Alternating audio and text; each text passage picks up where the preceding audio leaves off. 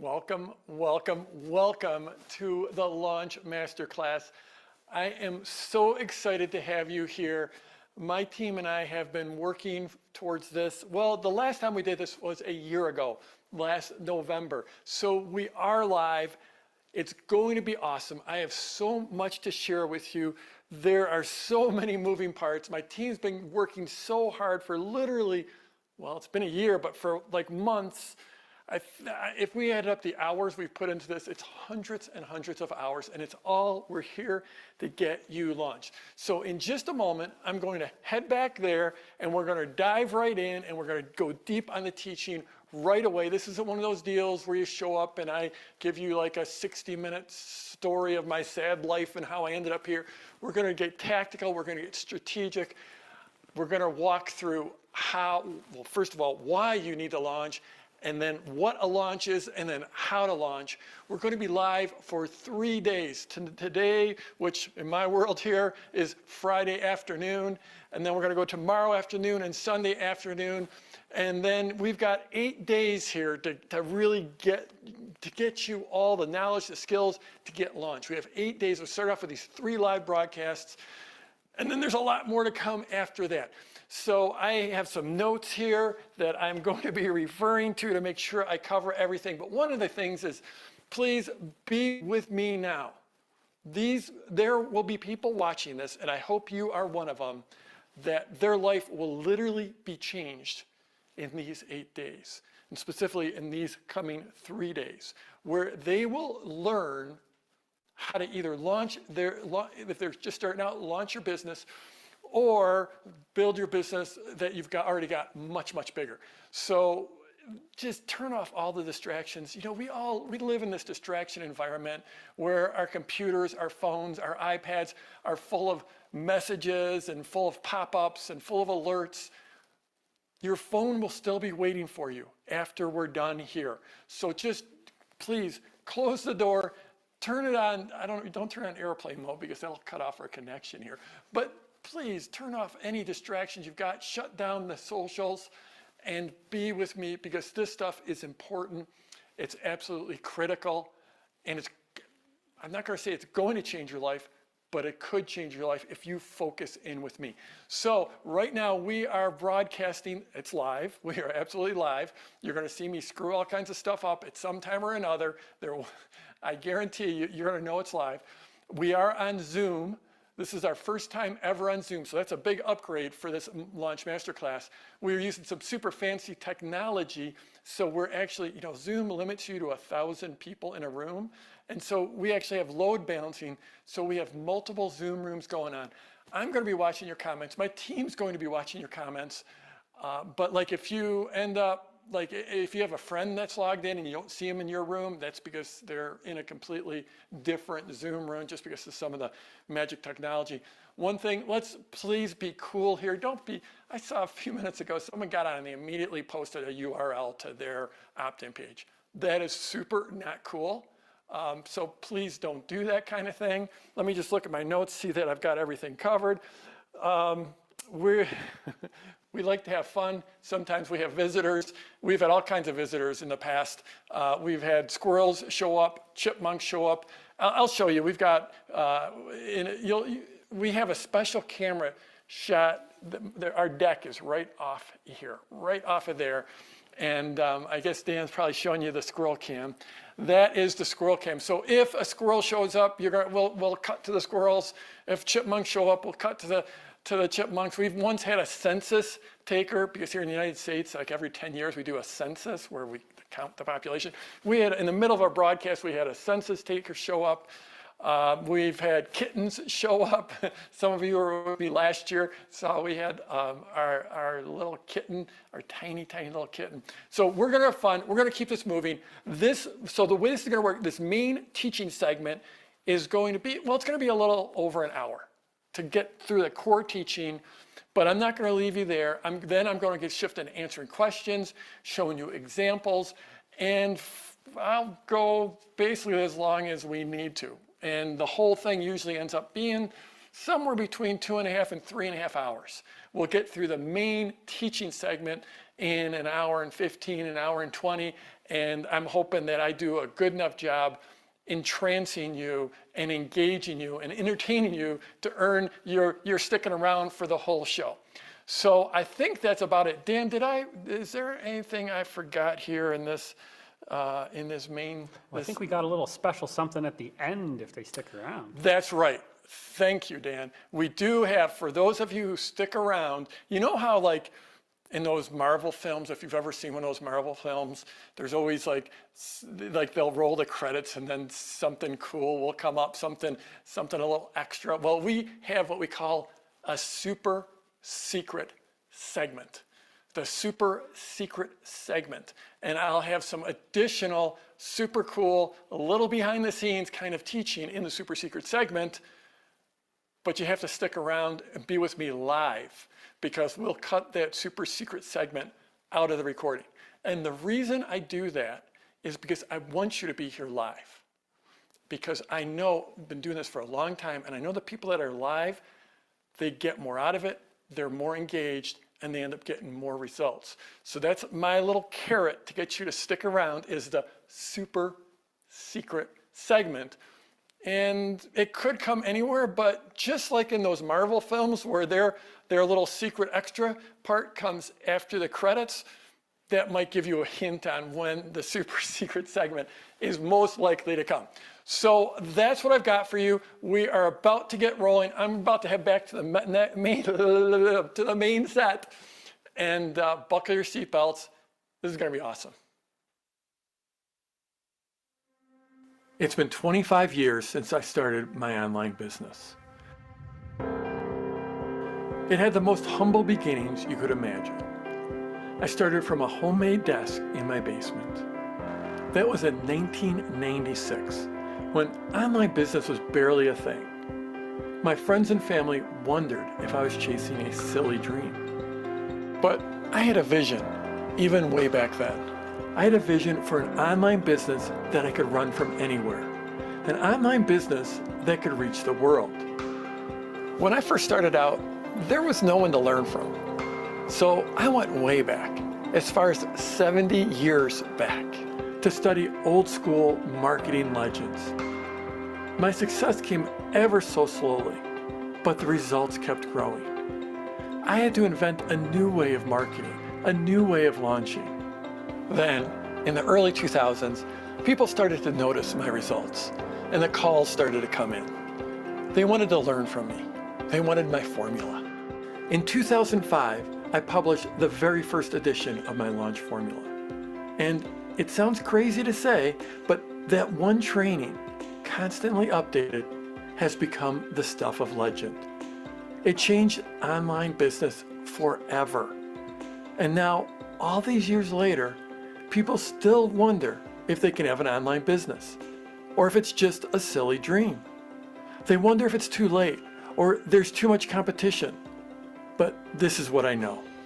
There's never been a better time to start and grow an online business. Because the last couple of years has made online business the new normal. And online education is literally becoming a mandate. You see, this story really isn't about me. It's about my students and what they've done.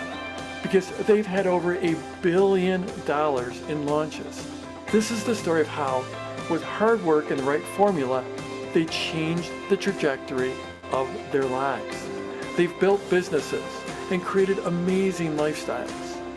And whether they're teaching people to meditate or play tennis, whether they're helping people with their health or their relationships, they've changed the lives of their clients. So they're the real heroes.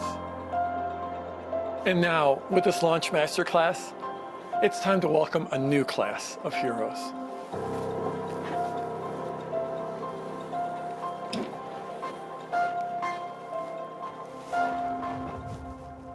So welcome. Welcome to the Launch Masterclass. Buckle your seatbelt because it's time to launch. Okay, here we go. Lesson 1 of the Launch Masterclass. This is how to launch. So let's talk about why you need to launch.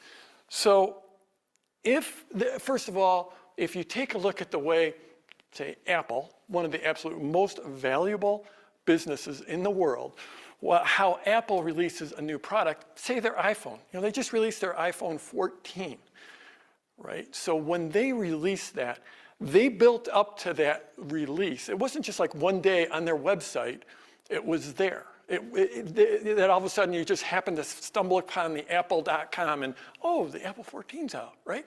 They don't do it that way. They set it up with a structured, sequenced product launch that starts with way ahead of time. There's rumors about what's coming. And then there's rumors about when the announcement is going to come. And then they announce their event. And then they have their event. And then they announce the date when you can actually show up and order. And then their website switches over, so it's a countdown, right? And guess what? They've already, so they just released iPhone 14. The rumors for iPhone 15 are already started. And you think that's an accident? Do you think it's an accident that Apple's one of the most valuable companies in the world? If you look at the way Hollywood releases their movies, when I was a kid, there might be a trailer that came out, a preview that came out, 30 days ahead of time, 60 days ahead of time. Now the previews could start a year ahead of time. And they'll put out multiple trailers leading up to it that get you excited ahead of time. Then just before the movie releases, all of a sudden the actors are showing up on the podcasts. They're showing up on the talk shows. They get you anticipating what's coming. If you look at the gaming industry, they are amazing, absolutely amazing at this. If you look at, so like right now, I know we've got people from all over the world. Type in the chat where you're tuned in from, because I know my audience. And I know we typically, for one of these, we'll have people from 80 different countries or more. It's crazy, but that's the way it is. And I know that of my audience, typically the people tuning in, 45% will be from outside of North America. And so you might not know about American football, or know that much about American football, but American football is generally played on Sunday. And then there's one game that's played on Monday, and there's one game that's played on Thursday. It's called Monday Night Football and Thursday Night Football. And each one of those days, the different networks will bid to be able to broadcast them. So this year, for the first time ever, Amazon is broadcasting the Thursday Night Football. They have an exclusive. This is the first time ever that a tech company like that has had streaming for a National Football League game. So every Thursday night during the league, they will broadcast their game. If you go to yesterday was Thursday here, and yesterday, early in the day, the entire page, the entire homepage, or at least mine here in the US, was a huge graphic, moving graphic, actually it was a video highlighting their Thursday night football game coming up that night. Actually, 4 days ago, on the homepage at Amazon, they had a countdown timer counting down to the Thursday night game. So it's not just like on Thursday night at 7 p.m., they start broadcasting. They build up to it with a sequence launch. Now, here's the thing. If you look at some of the absolute most valuable companies in the world are doing this, are doing structured sequence launches, well, maybe we should do it too. But you know what? Well, for sure, we don't have the resources of Apple, of Amazon, of the big gaming companies. This formula I'm about to teach you is how we can take those strategies and adapt them and use them for a business like yours or mine. And if you're just starting out, and typically 40, 50, 60% of my viewers are just starting out with, they haven't done anything online yet, then you can do it right from the start. I mean, that's the way it breaks out, is typically it's about 50-50 of the folks on my broadcast, either between you've already got an online business and you want to grow it, or just starting out. In fact, you can just type that in the comments. The awesome thing about Zoom is I can see your comments right here.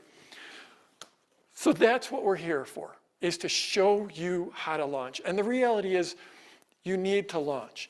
Just like Apple, even 14 versions into their phone, they know they need to launch. They don't get sloppy with it. They know, because a launch gives you the instant momentum and the instant cash flow that you need when you're starting a business. So if you want to survive, no one shows up slowly and survives. It just doesn't work that way. No one sort of inches their way into having a sustainable business.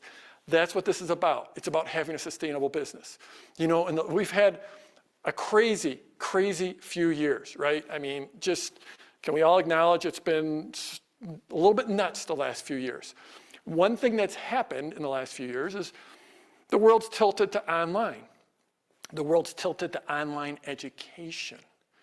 And the majority of my people, not all of them, the majority of my people have some type of an online education or training or coaching business. You could have an online course, you could have a membership site, you could have a mastermind, a workshop, whatever. Most 80% of my people, the other 10% will be books. And Dan, it's probably too early, but we actually have a chipmunk out there. Oh, it's gone now. It just, sorry for the interruption. They're out there. Yeah, they are out there. We weren't sure, and you know, it's almost November here in Colorado, so we weren't sure if we were going to have squirrels, but we do have a chipmunk. In any case, where was I? That's the problem with squirrels. That's the entrepreneurial challenge, is squirrels show up. And that's why I'm asking you to focus in here and let me worry about the squirrels. Focus in with me, because this is about getting you launched. So like I was saying, the world is tilted towards online. Online business has done amazing over the last few years, especially education, because it's almost become a mandate. And most of the people in this world, in my world of having an online business, especially online coaching training type of business, have seen their businesses explode the last couple of years. The flip side of that is there is so much more competition online because everyone started an online business. The thing is, all those other everyones, they're not here in the masterclass. They don't know how to launch.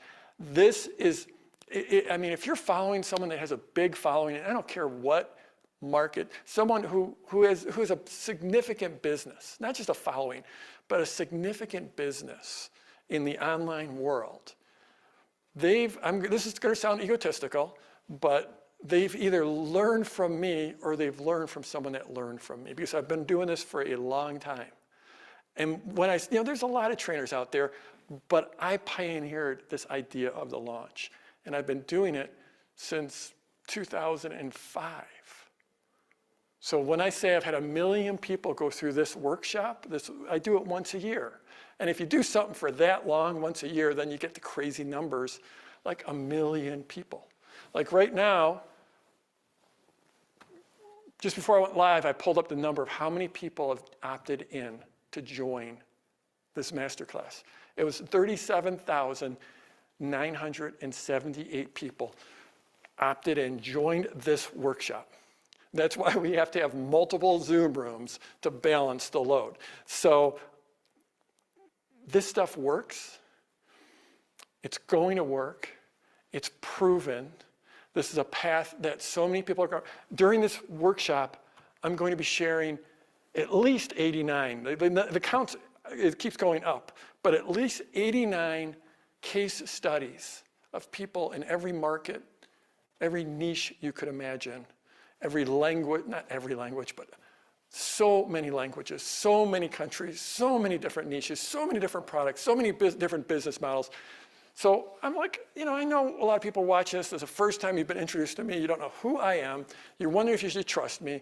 I'm just going to show you with overwhelming proof that this works, and I think it's going to work for you. Now, just a few disclaimers here. I can see you on Zoom right there. And Dan, if there's a way to take the comments off of there, because that's a little distracting to me, because I got the comments here. So I can see your faces there. I can see your comments here. I have a few notes right here on my computer just to sort of try to keep me on track. We're going to be using the flip chart quite a bit. We have, well, I already showed you the squirrel cam, the chipmunks cam. Dan is over here. Dan is my producer and my director. Here's the fine print. I'm just going to give you the fine print. First of all, I've got a lot of team in the background. The team has grown. We're now up to right around 40 people. It's absolutely ridiculous. They work so hard leading into this so that I can just get on screen and talk. It's amazing the work they've put in. If you want to give them some appreciation and some love in the chat. I would love that because it's amazing what, I got the greatest team ever. So that's fine print number one, it's not just me. You don't need a team of 40. For the first 8 years I was in, 9, 10 years, it's somewhere in there, 8 or 9 or 10 years I was in business. It was just me with my wife, Mary, helping me in the background. So you don't need a great big team. I'm just on this mission to change the world by helping entrepreneurs. And it's a big mission. And so I've grown up a big team, and it's a joy. It's a joyful thing in my life to have this team. So that's one gotcha, one fine print. It's not just me here. The second one is this, everything I'm about to show you. I'm going to, I've already thrown crazy numbers at you. 1 million people have gone through this. Really, $1 billion in results. My clients have got $1 billion. I know when I was starting out, hearing numbers like that would have made my brain shut off. But just stick with me. Just stick with me. But here's the fine print: is all of this. It requires work. It does. This isn't get rich quick. This requires work. And I'll try to keep on saying that because I don't want to be some dream seller up here. Everything I'm going to show you works, but it requires work. Okay, so we got that out of the way. And then the last gotcha, the what, is what I'm about to share with you is I like to say it's the second best training in how to launch that exists anywhere on the planet. If you do all the math and you attend every session over the next 8 days, it's probably going to be 16 hours or something like that, maybe more. It's going to be drinking from a fire hose. I'm going to take you into a world that may be completely foreign to you, that may be hopefully is stuff you've never thought of, make it crystal clear for you, no matter whether you're experienced or just beginning. It's the second best training in the world, and it's free. You're here. You didn't pay anything. You didn't make your credit card, so it's all free. Now, in a few days, not today, not tomorrow, in a few days, I will open up registration for my product launch formula coaching program. So if this is the second best, that's the absolute best. And so my why, I already told you, it's to save humanity by helping entrepreneurs start and grow their business, because entrepreneurs are the people that are moving us forward. They are the ones that are solving the problems of the world, in my opinion, in my not so humble opinion. And so that's my little way of putting a dent in the universe, is by moving entrepreneurs forward.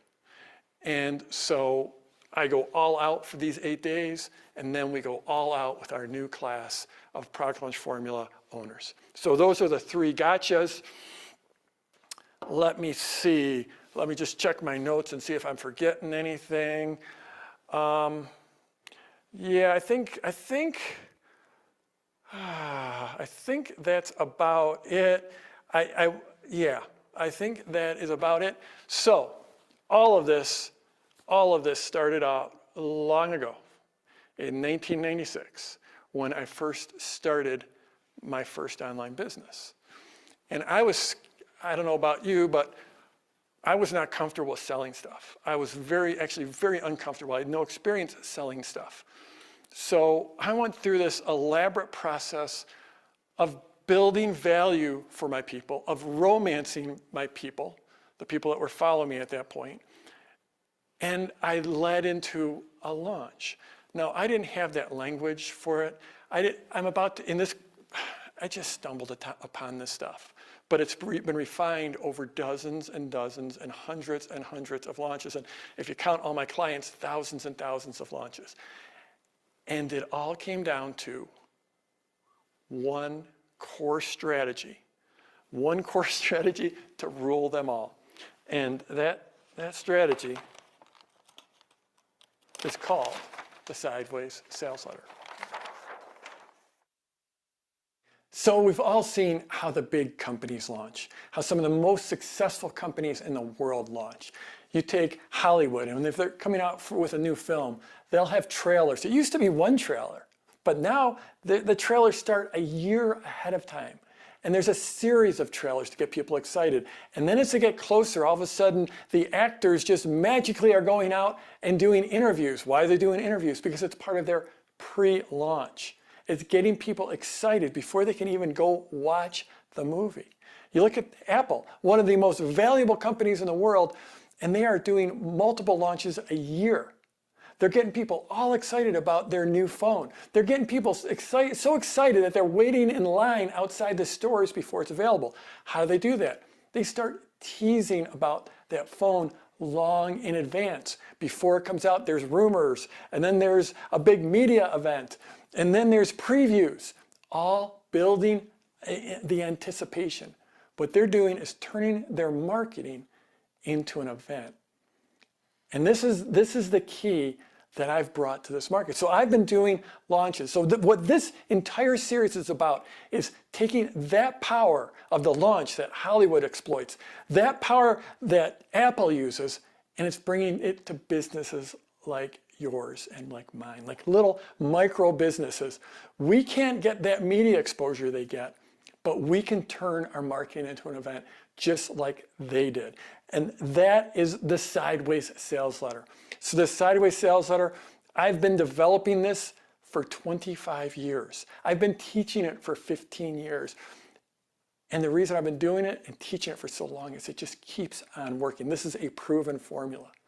It is about taking your marketing, turning it into an event so you stand out from the world, so that you stand out from all the noise, so that you stand out from everyone else in your market that's publishing. Because there's a lot of people that are publishing right now, but if you follow this formula and you build value for your people, because this is about building value. The first time when I stumbled onto this, and I did, it was an accident the first time I did it back in 1996, but I saw what worked and I kept on tweaking it and tweaking it. What works is delivering value ahead of time, but it's not just putting out some random videos, putting out some random emails, doing a random podcast. There's a formula, and that formula is the Sideways Sales Letter. So we build value, we build value, we build value, generally 3 pieces of content in your pre-launch. And your pre-launch might take place instead of putting out maybe a long form sales letter where people are scrolling through pages and pages of copy, putting that out there, hoping people see it and hoping people like it and hoping people buy it. You're going to build value over a period of time. We're going to take that Sideways Sales Letter that might be 3, 5, 10, 20, 30 pages long, and we're going to put it on its side. And your sequence, it might go for 5 days. It might go for 7 days.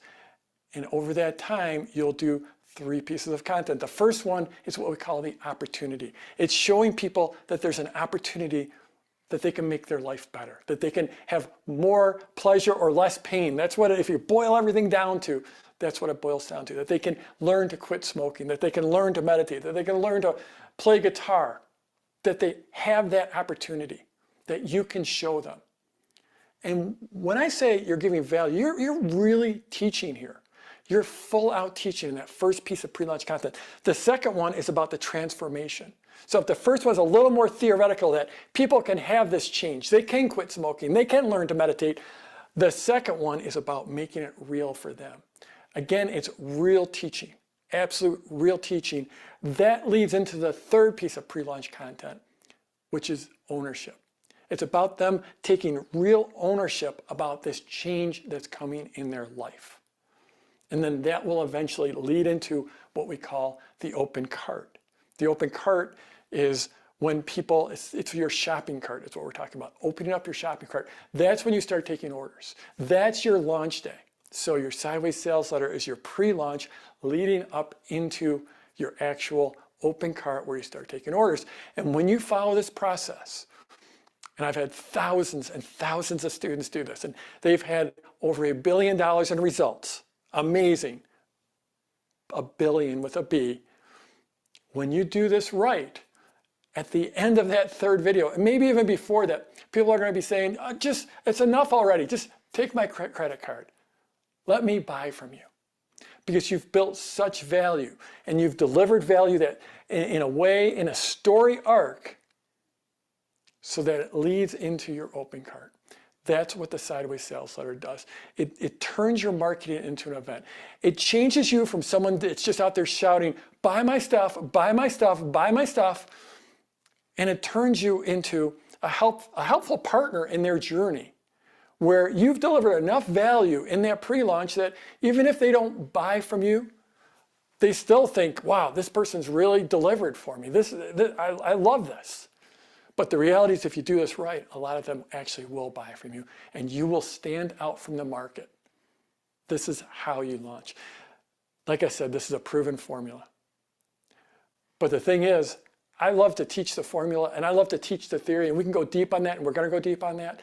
But the thing I really love to do is teach from example and teach from the real world. And now I'd like to share someone with you who has done the sideways sales letter out in the wild. So my name is Lorraine Dahlmeyer, and I am the CEO of the award-winning online school Formula Botanica. We're a big online cosmetic formulation school, and we train people how to make their own natural skincare and hair care, and soon makeup, hopefully, and how to turn that into a business anywhere in the world. And we currently have almost 11,000 students in 164 countries. And we teach some of our very best content in this sideways sales letter, because I want people to look at us and realize that we are the market leaders. And I can only do that by showing them how good we are. And typically what I want people to walk away with is that they think, wow, if this is the free stuff, the paid stuff must be amazing. And that's literally what happens every single time we run one of these launches.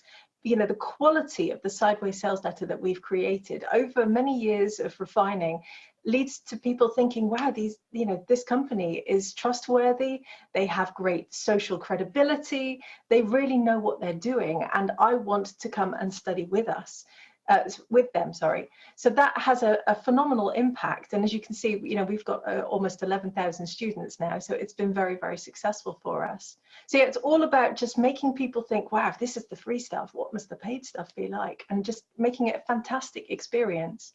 I'm trying to take people on a journey. So first of all, I want them to start to think, oh, maybe I could do this as well. What's the opportunity? What's the possibility out there? And I start to sort of pique their interest by getting them to think about what it might mean to be a skincare formulator. What would that look like?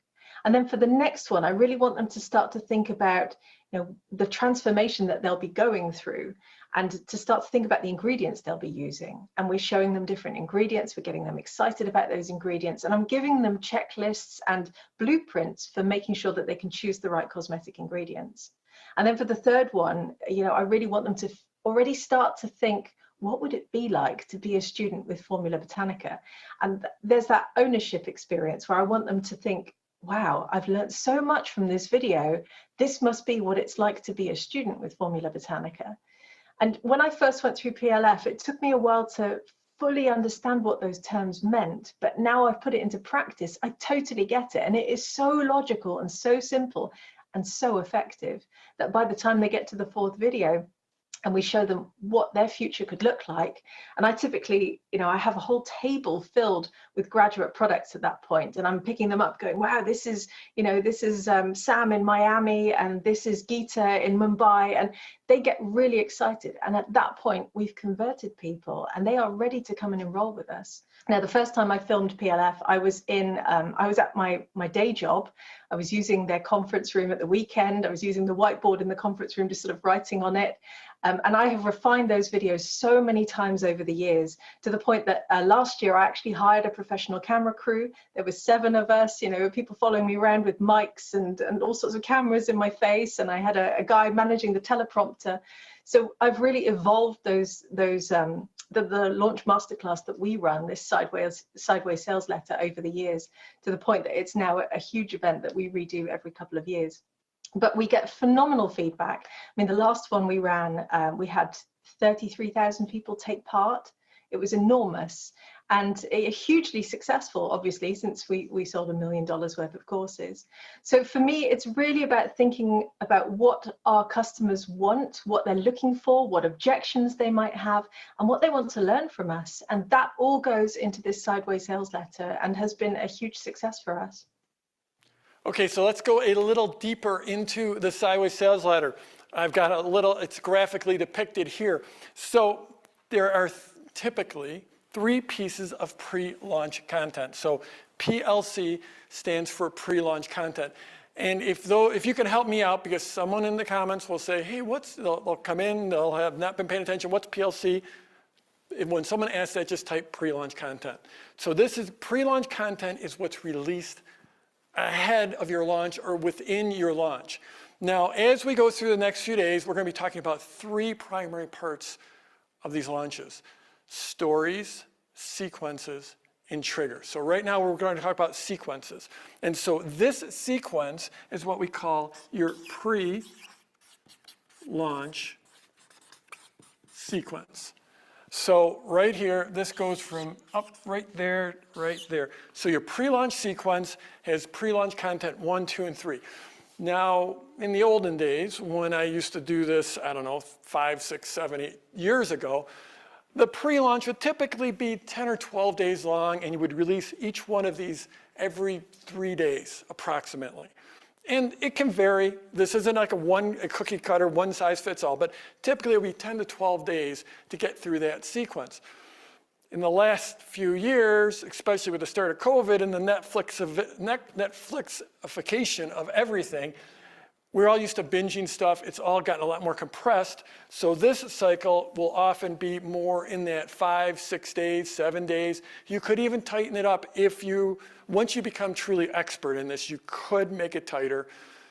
By making it tighter, you put more pressure on yourself because you don't have time to correct for any issues or mistakes or problems or errors that come up. So you have your pre-launch content. Would that be like, say, accidentally, like, forgetting a letter on your flip chart? Oh. Can we get a Y added on there onto the flip chart real quick? It's live, folks. Okay. This establishes just how expert you have to be at using markers. There we go. Sideways sales letter. The sideways sales letter. So so then that leads into this sequence, which is the open cart sequence. We're going to be focused on the pre-launch sequence here today. We'll get to the open cart sequence in lesson 3. That's on Sunday. We'll get to the open cart sequence and go through that.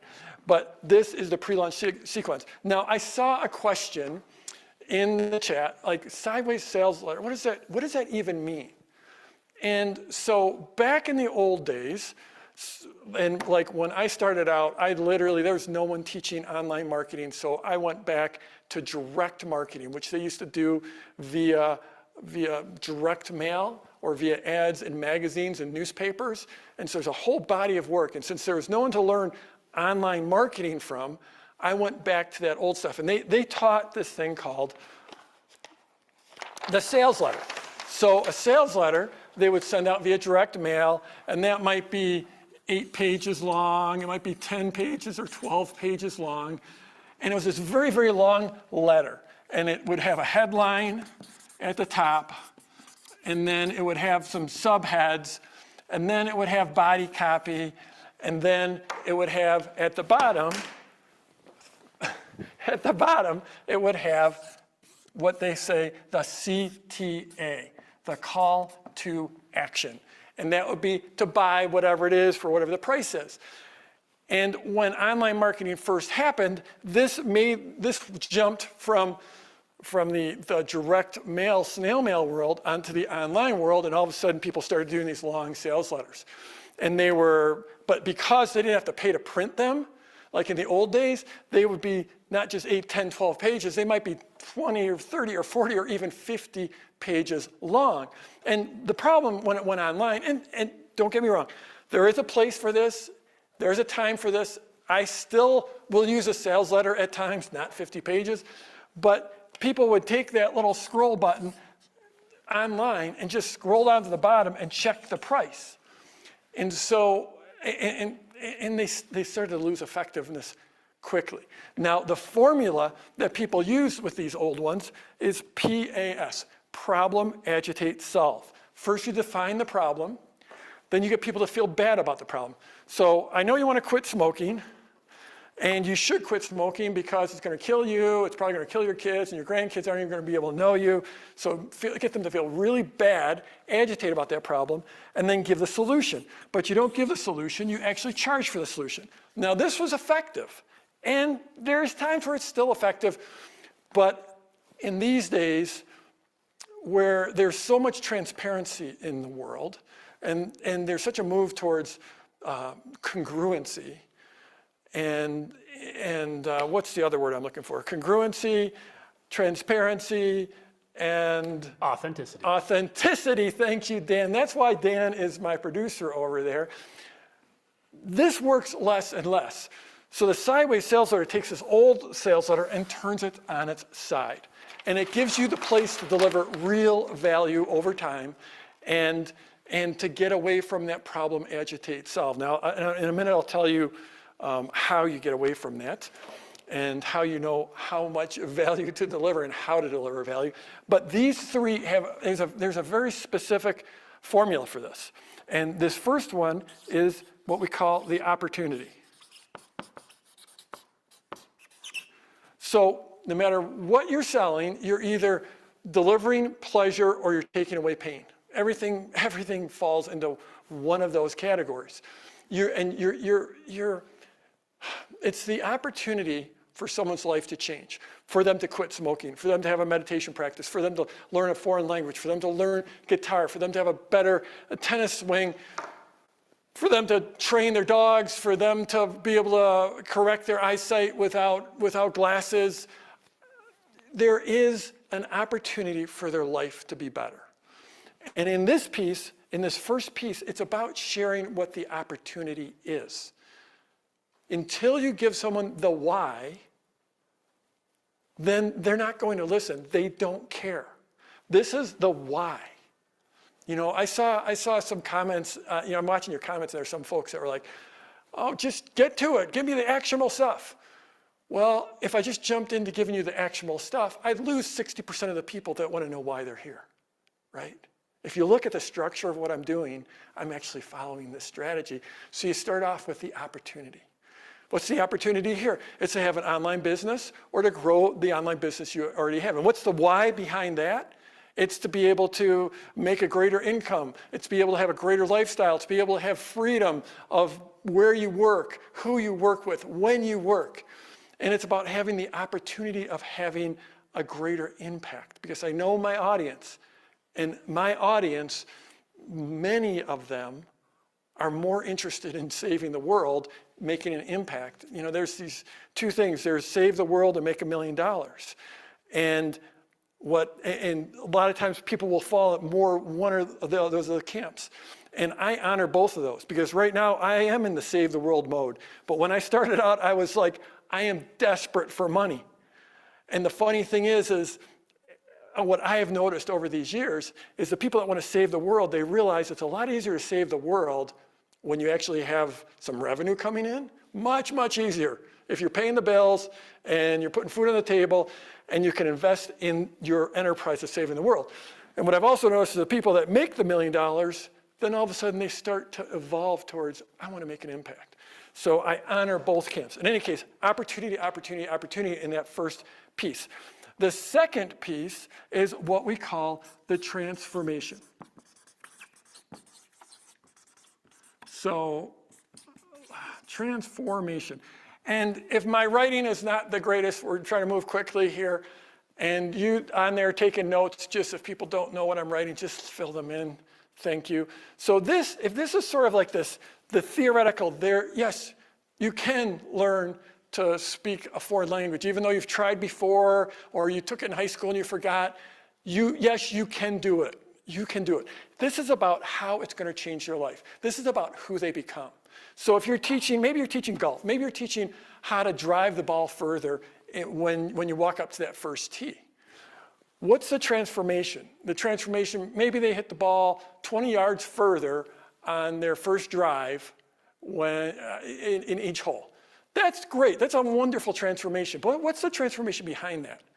Well, that means they're a lot closer to the hole for their second shot, right? It's going to make their second shot a lot easier. What's the transformation behind that? Well, it's that they're probably going to score better. If they can consistently drive the ball 20 yards further off the tee as a golfer, they're probably going to have a better score. That's fantastic, right? What's the transformation behind that? They can feel better about their game. They can feel more accomplished. This is a really difficult game, and they can feel better about it. And if we keep on going, they become the person who has taken 4 strokes off their golf score. They become the person who has more confidence in their life. They become the person, when they're walking off the course with their buddies, all of a sudden their buddies are like, wow, I cannot believe the way you're hitting the ball. That was amazing. They're the person that when they walk into the club afterwards, people like turn and say, wow, did you see them driving? Did you see her driving? Right? So this second piece is about the transformation. Now, you often will go deep in the training here. Often you can use examples of people you've helped out. And if you're just starting out, trust me, all of this stuff works if you are just starting out. It will absolutely work.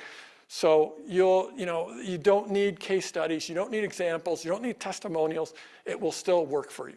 I'll just leave it there for now, but we'll go deeper on that.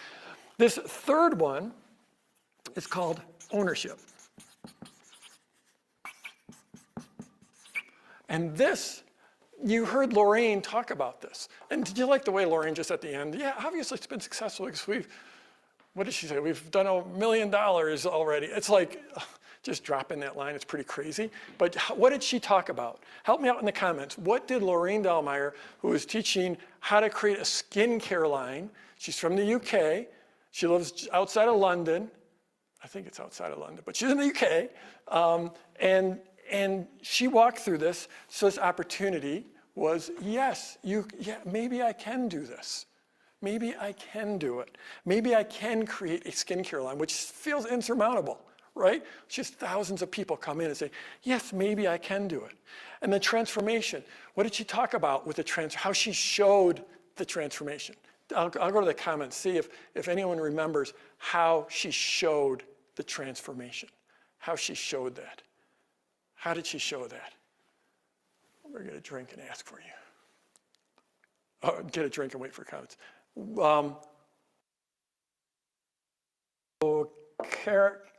Let's see. Carolyn, information about the ingredients, I think was here in the first one. I think the second one was more, here's one from Joe in London. Here's one from so-and-so in Mumbai. Here's one showing the actual products, the finished products of her students. It's super, super powerful. The third one is like, oh, there's this opportunity. There's people can change their lives. They can quit smoking. They can have a meditation practice. This one is like, who I would become if I had that meditation practice. This one is about them taking ownership of that change, that future self. Does that make sense? It's like all of a sudden there's this dawning of, yeah, who would I be if I had that change? It's like, I'm going to have that change. I'm going to have that change in my life. Really critical piece. Now, in this piece, you're setting up for the open cart, right? So the open cart is where you actually open, it's called the open cart because of the shopping cart. We all have like a shopping cart in our online business. And so it's where you open the shopping cart and start taking orders. I'll talk about this one, like I said, on Sunday, but this one is all about enrollment. And this one is I can, and then we take them to I will.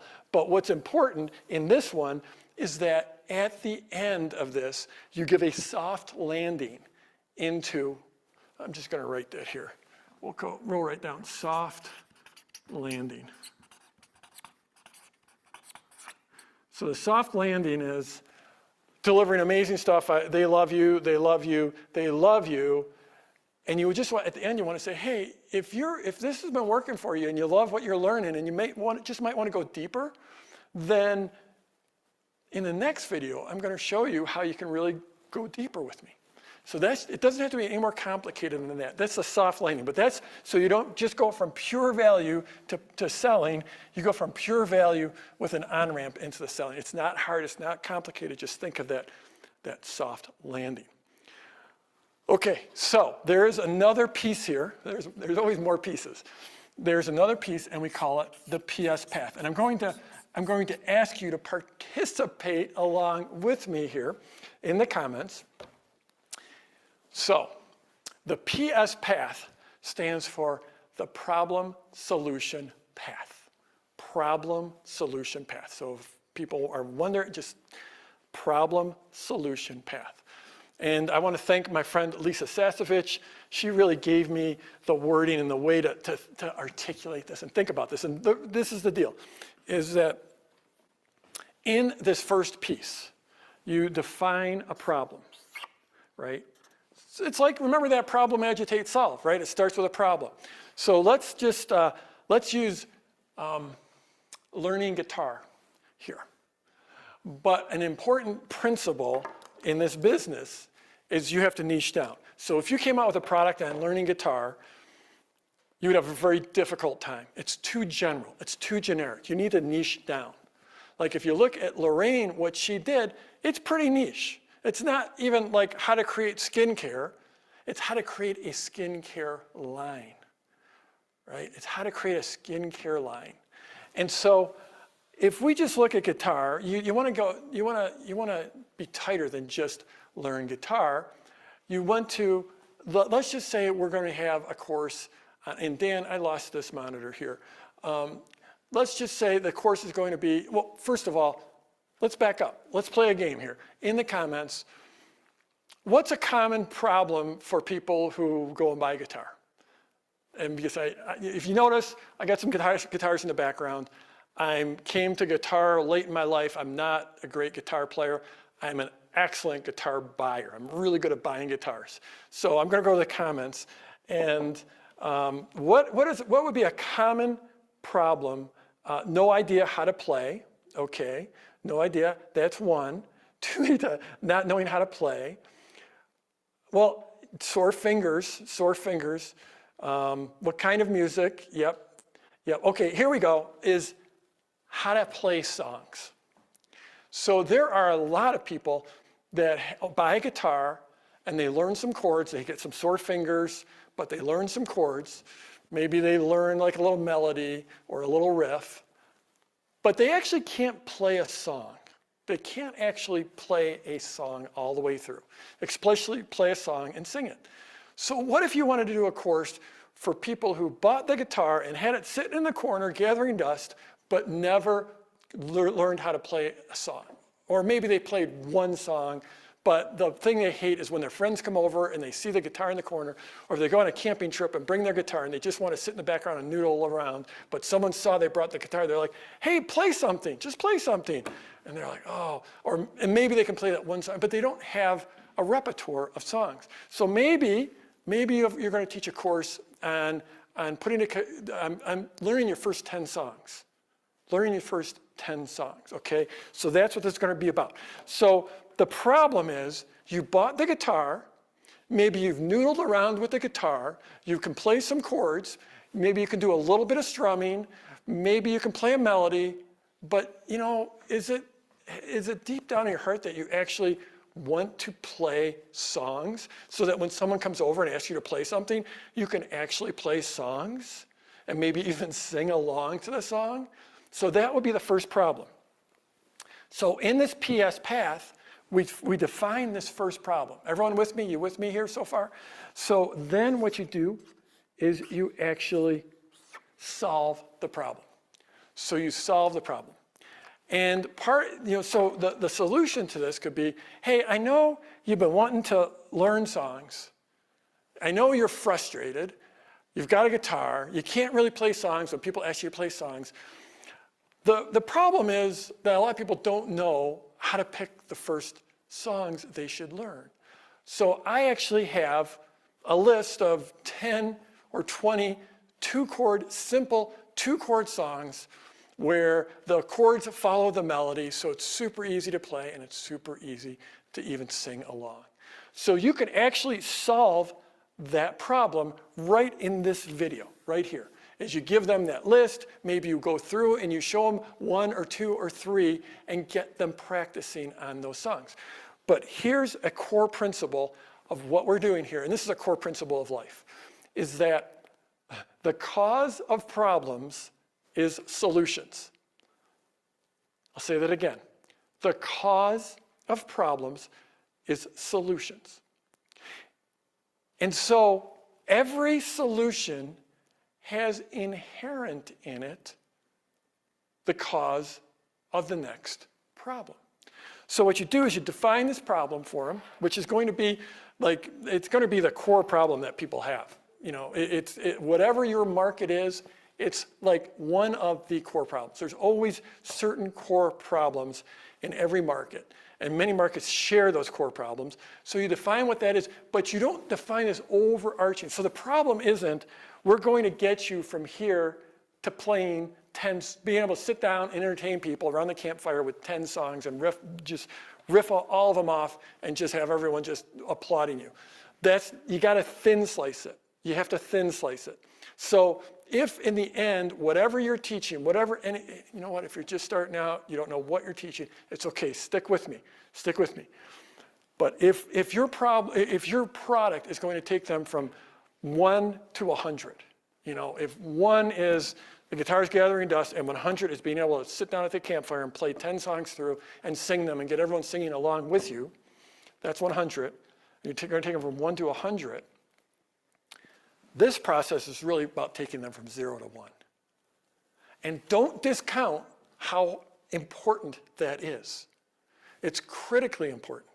Because if they don't go from 0 to 1, they'll never go from 1 to 100. And the value that you're giving to people and the service you're giving to people in this process is, it's huge.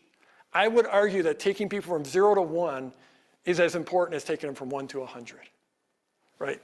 Okay, so what you do is at problem, solution, 10 songs you can play, two chord songs, okay? But every problem, or every solution has inherent in it the next problem. So in this first piece of content, you define the next problem. And actually, before I forget, each one of these pieces of content these days is often a video. I mean, video is king these days. So we often do these via video. You can also do them via live broadcasts. Live broadcasts are great because live audiences are more forgiving. Like when you forget your why, they're more forgiving, right? You could also do it via email. The first dozen launches I did were via email, and I've recently done another launch via email. So if you don't want to be on camera, cool, you don't have to be. If you could do a screen cap video, you could do it via email, you could do it via anything you want, any content, podcasts, any content medium you want. It's more, the formula and the sequence is important. The sequence is building anticipation, getting people excited. So the next problem is, what would be the next problem? Like if we defined a list of great, easy 2-chord songs that people could play. I'm going to go back to the comments. What could be a problem? I see it. Christo said, don't forget your why. that is clever. Do not forget your why. My why, I told you what my why is here, to change the world. Okay, so I'm going to go, the comments are coming in quick. Impressing your girlfriend, don't know how to play the chords. Yeah, I mean, so this next one could be the easy way to cheat at chords. So like there's hard ways to play chords and easy way to play chords. In this next video, I'm going to show you some of the common chords, and the thing is you don't have to always use the hardest way to play those chords. You know, you can use power chords, much, much easier. So in my next video, and I'm going to just use the term video, but again, it could be email, it could be live broadcast. In my next video, I am going to show you the easy way to play chords that you probably don't know. Your guitar teacher probably didn't teach you because they don't want to teach you power chords. So then you come into this and you start off with this problem. You do a quick recap of the opportunity, super quick recap, just the way TV series will do a quick recap of what came before it in this season. So a quick recap here, and then you redefine this problem, which is chords. They're easier than you suspect. Has anyone taught you power chords? They're way easier, okay? So then what do? You give them the solution. You actually teach them the solution. So now they've got these songs and they've got a much easier way to play the songs. Is this starting to make sense? But what is inherent in this next solution? What is inherent in the next solution? This is an easy question. Easy one, easy one, easy one. The next problem. Thank you, Grace. The next problem. So what's the next problem? What could be the next problem? How about the next problem is, okay, you can play the chords. You got your right hand figured out for most people. You got your right hand chords figured out. You're playing that power chord, right? What's the next problem? Well, what most people, they think a lot about the left hand for people who are right-handed. Most of us are guitarists. They all think about the right hand, but you know where the music really comes from? Well, they think about the left hand, sorry. You know where the music really comes from? The music is actually, it's the rhythm. Like Keith Richards says, it's all in the right hand. It's all in the right hand. And what you need to know is you need to know the 3 most common strum patterns that you need to master that will cover 90% of the songs. So in my next video, in my next broadcast, in my next email, I'm going to share with you those 3 most common strum patterns that will get you to 90% of the songs. So what do we do here? We come into PLC 3. We again do a super recap, quick recap. Like I'm talking 30, 60 seconds, 30, 60 seconds, recap this, if you missed my second lesson where I gave you the easy way to play chords where you can stop struggling, by the way, your fingers won't hurt as much. After this is done, make sure you go back and watch or listen to my second lesson, but don't go there yet because I want you to finish this lesson because this is all about the strumming patterns because the music is really made with the right hand, right? So you redefine that problem and then you give the solution to that problem. Here's the 3 most common strum patterns. And you know what? Actually, let's just focus on the 1 most common one. This is how to do it and slow it down and teach them. And by the end, when they're actually strumming that, it's starting to sound like music. They can take ownership over the fact that they actually sound like they're making music. It's life-changing. You've just changed someone's life.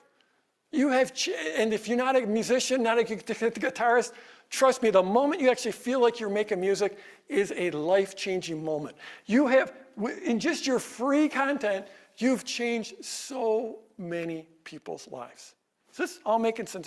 I'm just going to go here and look at the comments. Is this landing, even if you're not a musician? Is this landing? Yeah. Okay. Okay. So, then, what is inherent in every solution? We know this by now. It's the next problem. The next problem is, okay, I've shown you I gave you a list of songs to start with.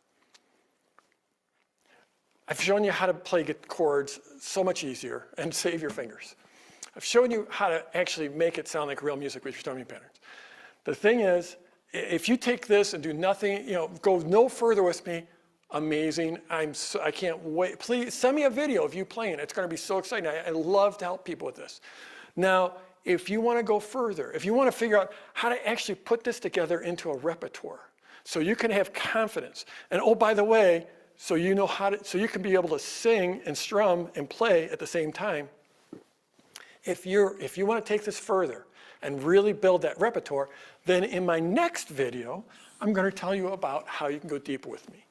And then that just takes them into the solution, which is to actually buy your product. So what you've done here is you've built a value.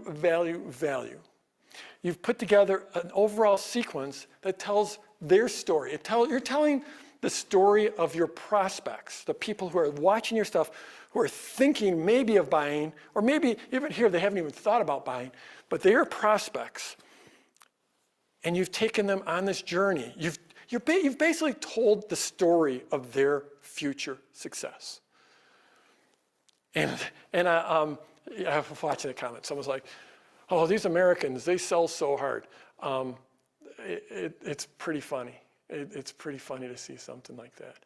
Because if that's the energy you come into a training like this with, then you're never going to be able to learn how to sell effectively. And if you can't sell effectively, you're not going to get your work out into the world.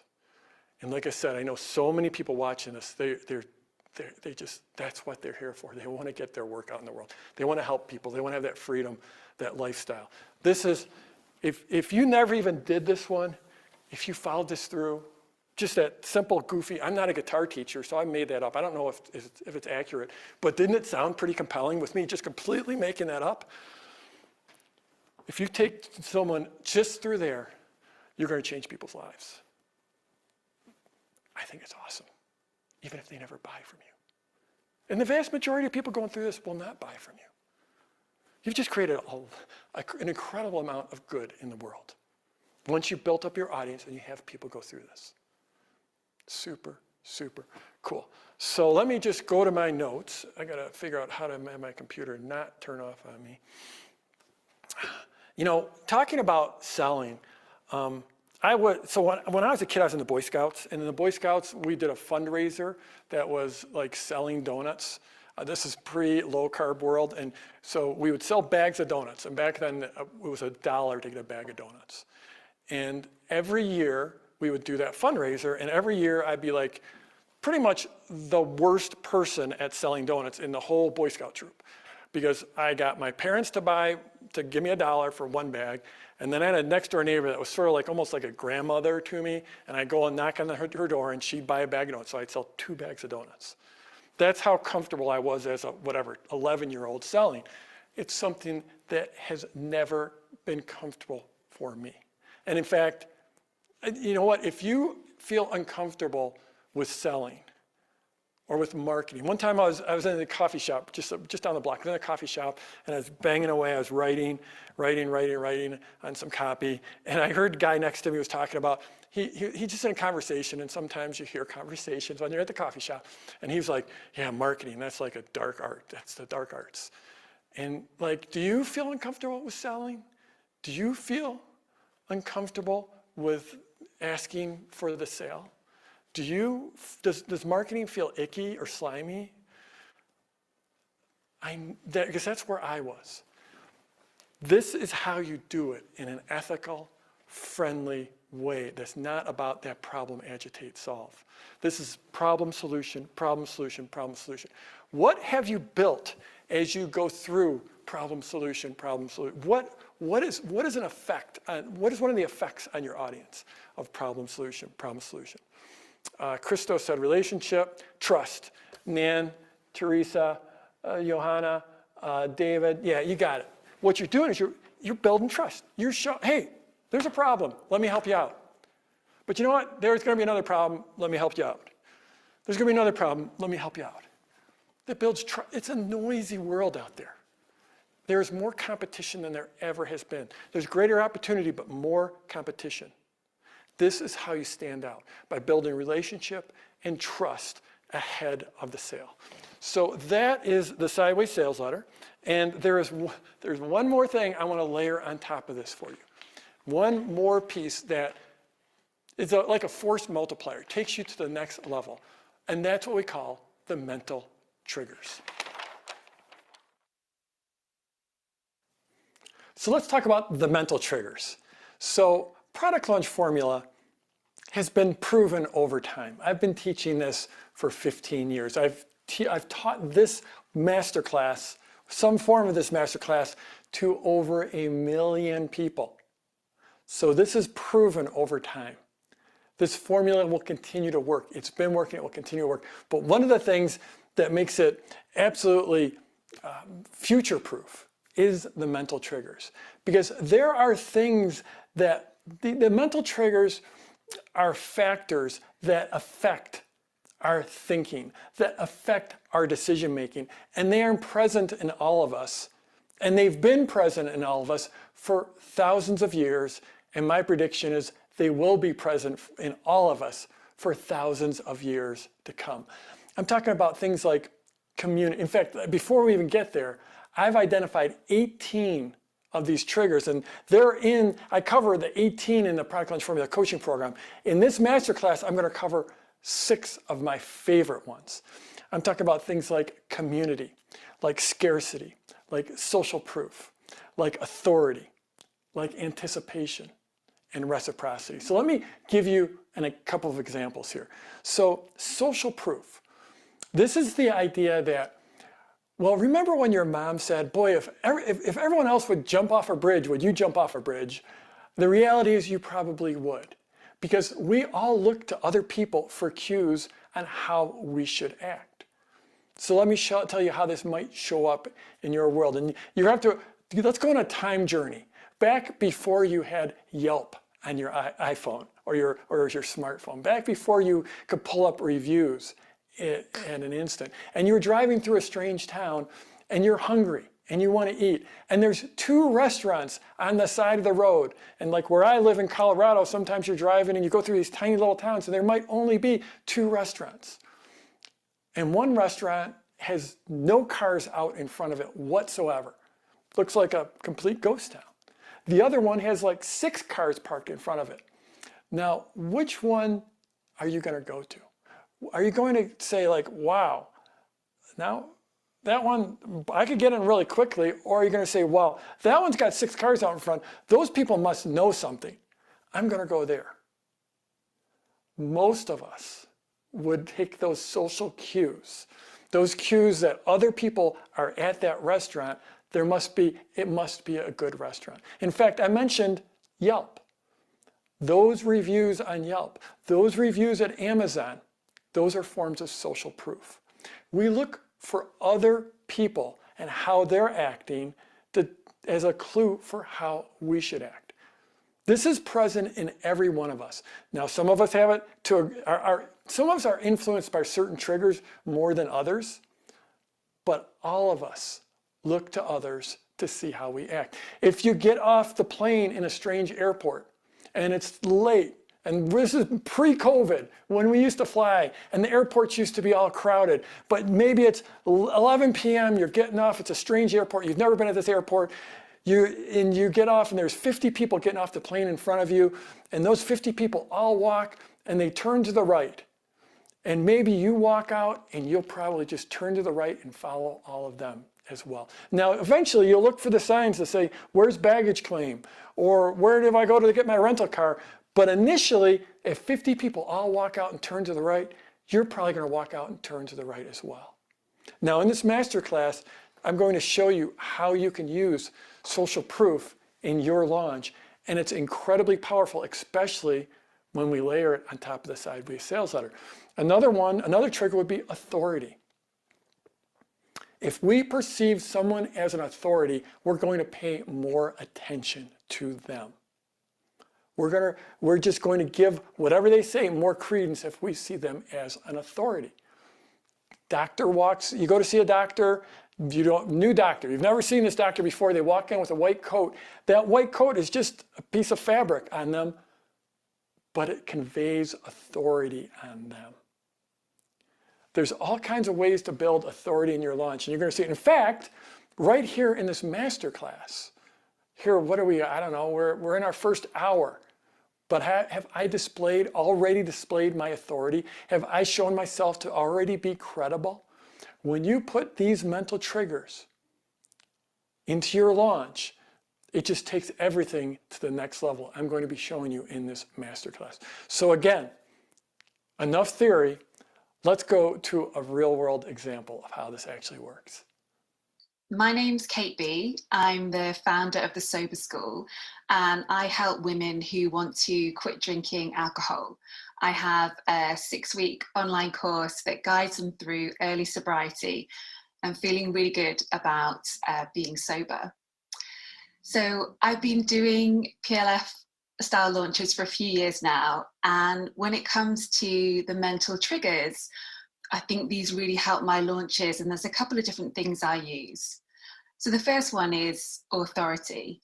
I talk a bit about my story and the fact that I got into all of this because I also struggled with my drinking, but I've now been sober for 7 years. So that alone, I think, puts me in a position of authority. But I'm also able to talk about the fact that I've been running my course for several years now, and I've helped over 2,000 women quit drinking.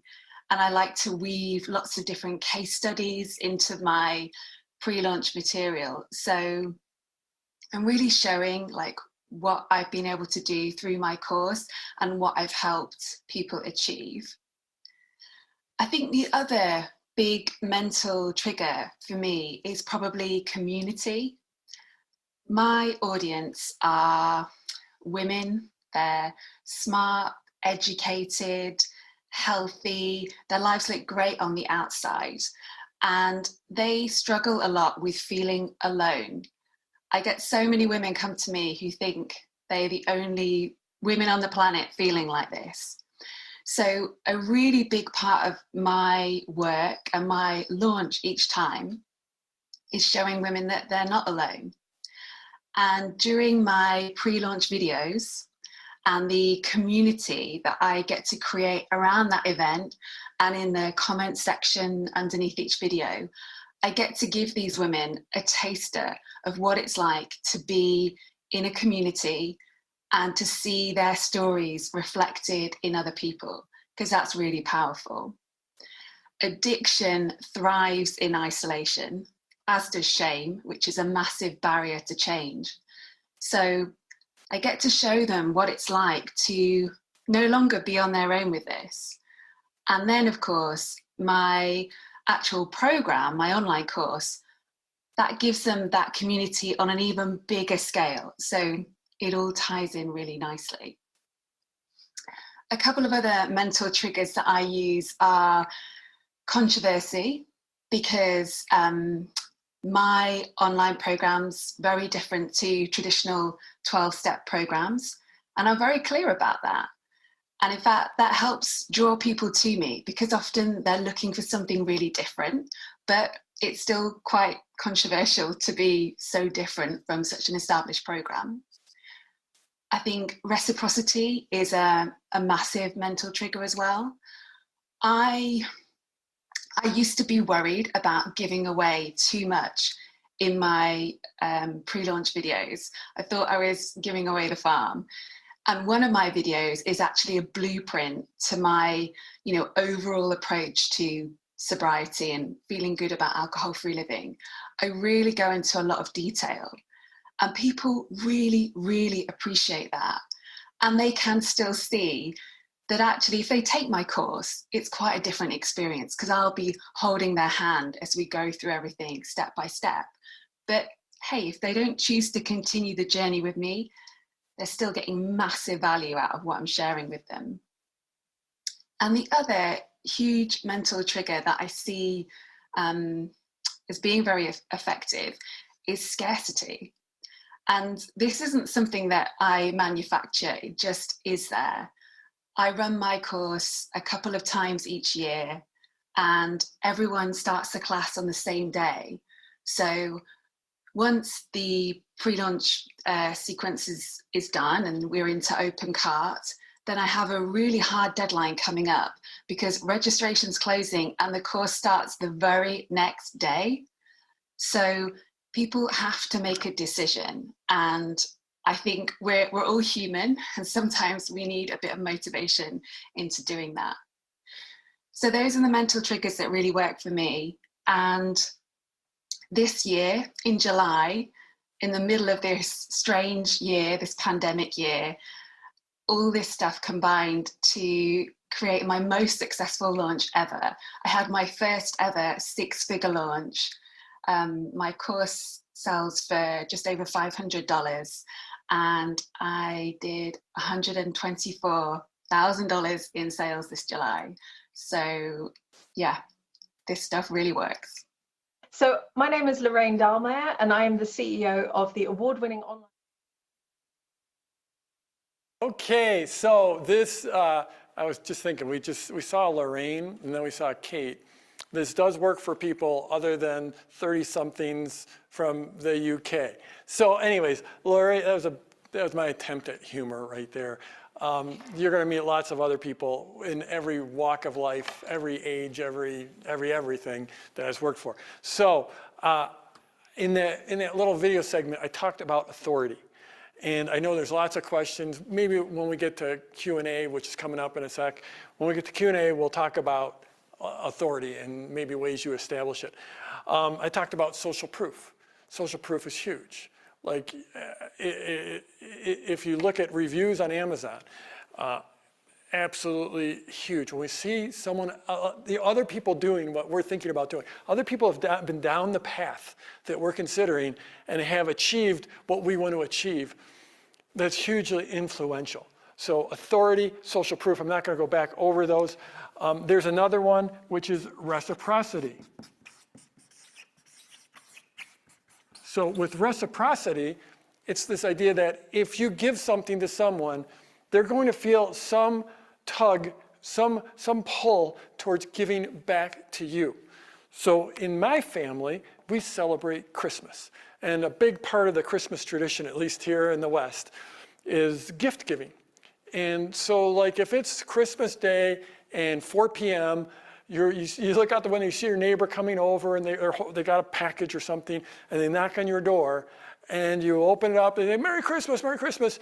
And they're like, hey, look, I've brought you a little something, and they hand you a gift, but you don't have a gift for them. You just hadn't thought about that they were going to give you a gift, and you hadn't thought the whole thing. You feel horrible. It's like, okay, thank you. And now you're looking around, it's like, what can I like quickly wrap up and re-gift to them? Because that's reciprocity. When someone gives you something, when you give something to someone, they will feel a certain amount of pull to give something back to you. And so, if we come back to a sideways sales ladder, what are you doing? You're giving, giving, giving, giving. That's building reciprocity. Okay, so another one would be anticipation. I talked about this a little bit in the open, that you need to turn your marketing into an event and have it not feel like marketing.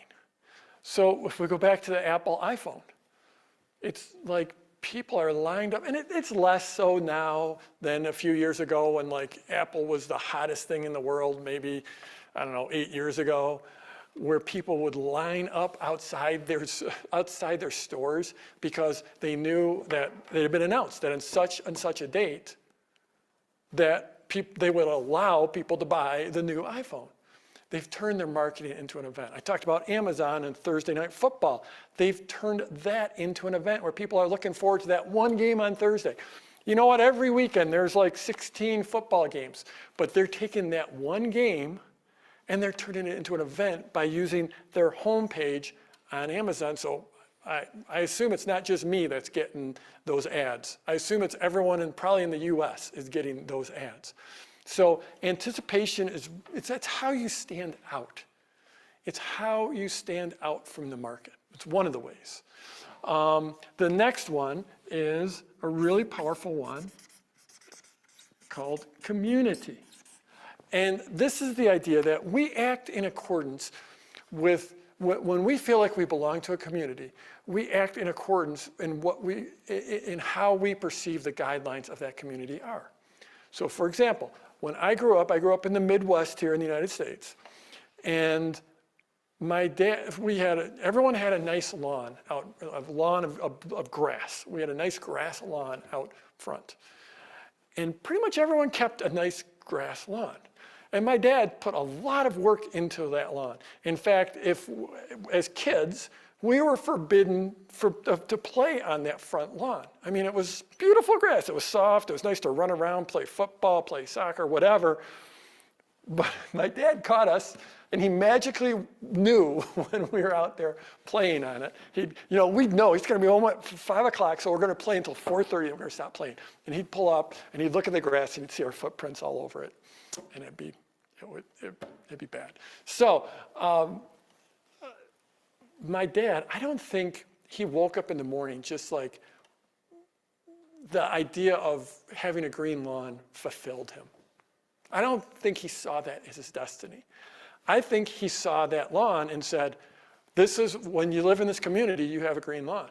So he put all kinds of work into the lawn, cutting it and nurturing it and trimming it. And then me and my brothers got to actually also take care of that lawn because of the community. That was what was expected, or what we perceived as being expected. So if you look even like what Kate was doing, you know, quitting drinking is not an easy thing. And so having a community to go through it, and she created that community within her launch. I'll tell you right now, in these comments, we're starting to build a community right here within the masterclass. It's a very, very powerful trigger. So the next one, what is the next one? Boy, I'm blanking. So, oh yeah, that's what it is. It's, Kate mentioned this one. It's scarcity. When there is less of something, we want it more. It creates urgency. Diamonds, Ferraris, gold, Bitcoin. When there's less of something, the price goes up. Okay? And so you need to put a deadline, and we'll talk about this Sunday when we get into the open cart, but there has to be a deadline on your launch that brings people up to that moment of making a decision, and then actually says, now, here's the line in the sand, you need to make a decision right now. So Kate's like, the class is starting tomorrow, so you need to join tonight. That's like in her third or fourth PLC. Scarcity is super powerful, and what we're talking about here is real scarcity, not fake thing like you're selling an ebook and there's only 7 copies left. I mean, real scarcity. In fact, you see Amazon use this all the time. You're thinking about buying something and it'll say only 7 left, right? Some widget on Amazon, only 7 left, only 3 left, only 1 left. That's scarcity, and it's a super, super powerful trigger. And one interesting thing is it's sort of, these two are sort of kissing cousins. They're definitely related, because when you've got a lot of social proof, then there's a lot of people watching this. A lot of people want to get in on this. A lot of people are moving towards this, and you have to act now, or there's only so many available, right? I have a mastermind. There's only 50 spots. If you want to get in there's 1 spot available. So that social proof and scarcity, they're 2 sides of a coin. Okay, so now, and Kate mentioned a bonus trigger. I wasn't planning on talking about, but she mentioned the bonus trigger, which is controversy. So controversy absolutely gathers people's attention. And it's just a super powerful trigger that just, people just are drawn to. It's not my favorite trigger, frankly, not my favorite, but it's working for Kate, and it's natural with the way she explained it. Okay, so let's talk about how these actually work in the context of the Sideways Sales Letter. Okay, so when you start off, I'm going to go to red here to make it a little more readable.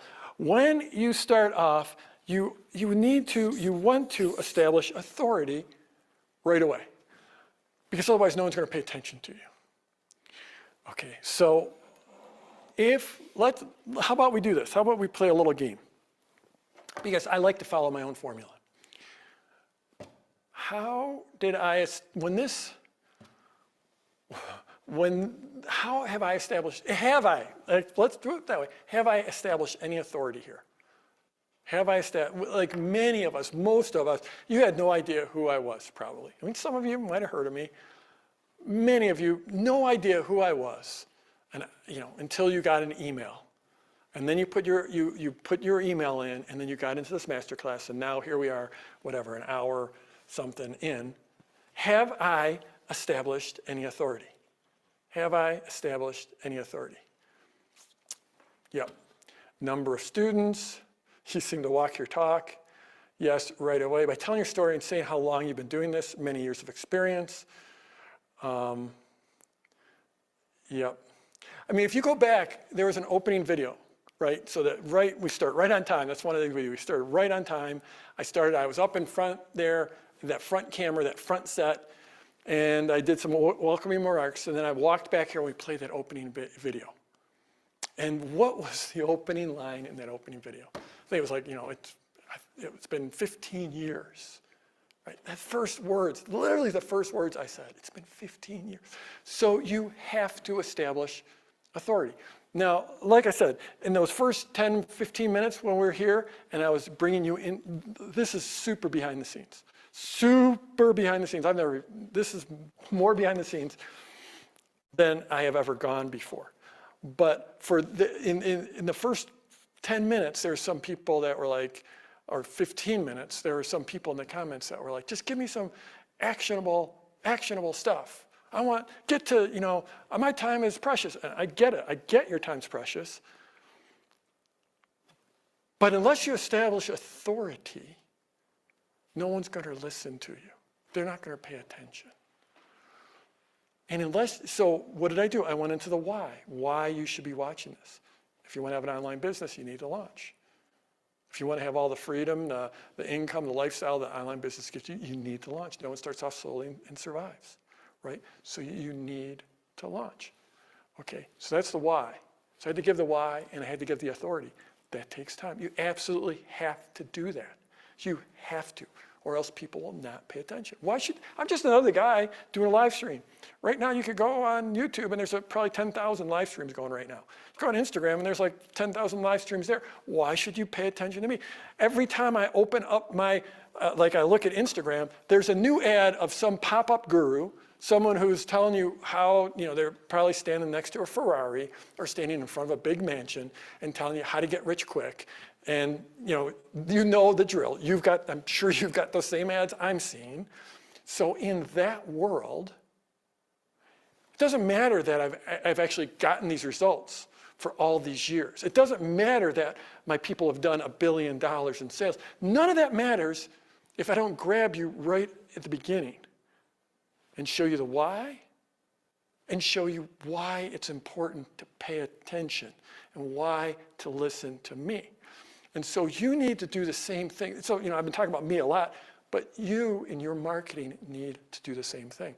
The best way to create authority if you're starting from scratch and you don't have an audience and you haven't been doing it for 15 years and you haven't helped people to get all these results is by the PS path, by actually defining the problem, that big first problem. Because when you can define a problem as well or even better than your prospect, so that prospect is marketing speak for someone who's watching you but hasn't bought from you. If you can define your prospect's problem better than they can, then they instantly assume that you've got that authority, that you've got the skills, that you've got the solution. So if you're just starting out, teaching is the best way. And this PS path is the way that you take your work and you split it up into digestible chunks that people can move through, that creates huge value, but doesn't give away the farm. You get all that? That all makes sense? That takes people from, where do we take them from? What was the number scale? Put it in the comments. Just want to see if you're paying attention. And I love it. Janet said, I've got great stage presence. She taught theater for 35 years, and this is awesome, Dan. I've got a great stage presence. It's cool. Love it. Okay, there we go. We got, so Devin, it's not 0 to 100. Johanna got 0 to 1. Yeah, Brian, not 0 to 100. It's Jason got it. Candy got it. Nan got it. Alejandra, Nancy. Yeah, it's not 38,000. That's how many people I have watching this thing. And not all 38,000 are watching, but we got a whole bunch of Zoom rooms going that are completely maxed out. So that's pretty crazy. So you're taking them from 0 to 1. This whole thing here, it's like 0 to 1. And what did I talk about 0 to 1? Is it important to take people from 0 to 1? Yes, it's like one of the greatest gifts you can absolutely give them. Because then once you take from 0 to 1, then you've earned the right to take them from 1 to 100. Okay, does that make sense? So let me go flip back. So, okay, so we start off with authority. That's got to be something you lean into right at the beginning, but it can be, even if you're just starting out and you have no letters after, I have no letters after my name. Got 0 letters after my name. I don't have graduate degrees, and I don't have any associations certifying me. That's okay, because I just spent an hour teaching you one of the absolute most powerful formulas there is for business. So you start off with authority. Okay. You guys with me? You guys, are you glad you stuck in here? Is this making sense? Give me a hallelujah. Give me a ho. Give me a amen. Give me a whatever you want if it was worth sticking with me so far. There we got an amen. Whoop, whoop. Okay, we're having fun. I'll tell you what, it is a lot of work. My team's been working so hard, so much work. And then for me to sit here and show up hour after hour after hour after day, you know what I feel about that? Peace, joy, gratitude. I can't believe I get to do this work. It's so freaking awesome. I get to sit here in the secret headquarters, that's what we call this place, the secret headquarters. I get to sit here, have fun with Dan, have fun, work with an amazing team, and someone watching this, multiple someones, your life will never be the same. In fact, I'm going to show you a case study in a few moments of someone who just tuned in, and it was what's happened in her life is beyond ridiculous. And many of you, some of you, at least one of you watching is going to have that experience. So anyways, authority. So let's go with social proof. So this first one is really, social proof. Let's put that. I think social proof, you want to have, that's all the way through, really. We're going to go social proof all the way through. Now, social proof. Again, let's go behind the curtain. What have I done to create social proof here? What have I done to create the assurance? So you have the assurance that you're not the only one, that I'm going to somehow hoodwink you, that I'm going to trick you, that you're the lone sucker. How, that there are other people on this journey. What have I done to create that social proof? Okay, Kendra said videos of people that I have worked for. Yep, case studies, famous people have used your formula. That is true, but I haven't really talked about that. I didn't really talk about that. Included testimonials, case studies, successful student. Now, you guys are all missing a really easy one. You're missing a super one that's right, literally in front of your face right now. Gathered 37,000 people. Yeah, that's social proof, although you sort of had to take my word for that. But I'm talking about a more direct social proof. Yeah, there we go. Jenny, everyone who's here. And live, so that was Christina. Christina, I think live is probably fall under authority. The fact that I can sit here, we're whatever, an hour and a half in, and I can just sit here and talk, and I could go for 3 more days. I think that's more authority, the fact that we're live. But Jenny, everyone who's here. Many Zoom rooms, live Zoom, the chat. We've got literally thousands of people on Zoom.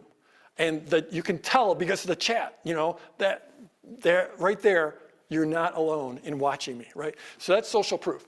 So social proof is something you want to do. You want to build in all. Another way, like if these were videos, you would have a place for comments down below for the social proof. So that's just, and there, obviously every one of these triggers, there's many ways to go at them, but yeah.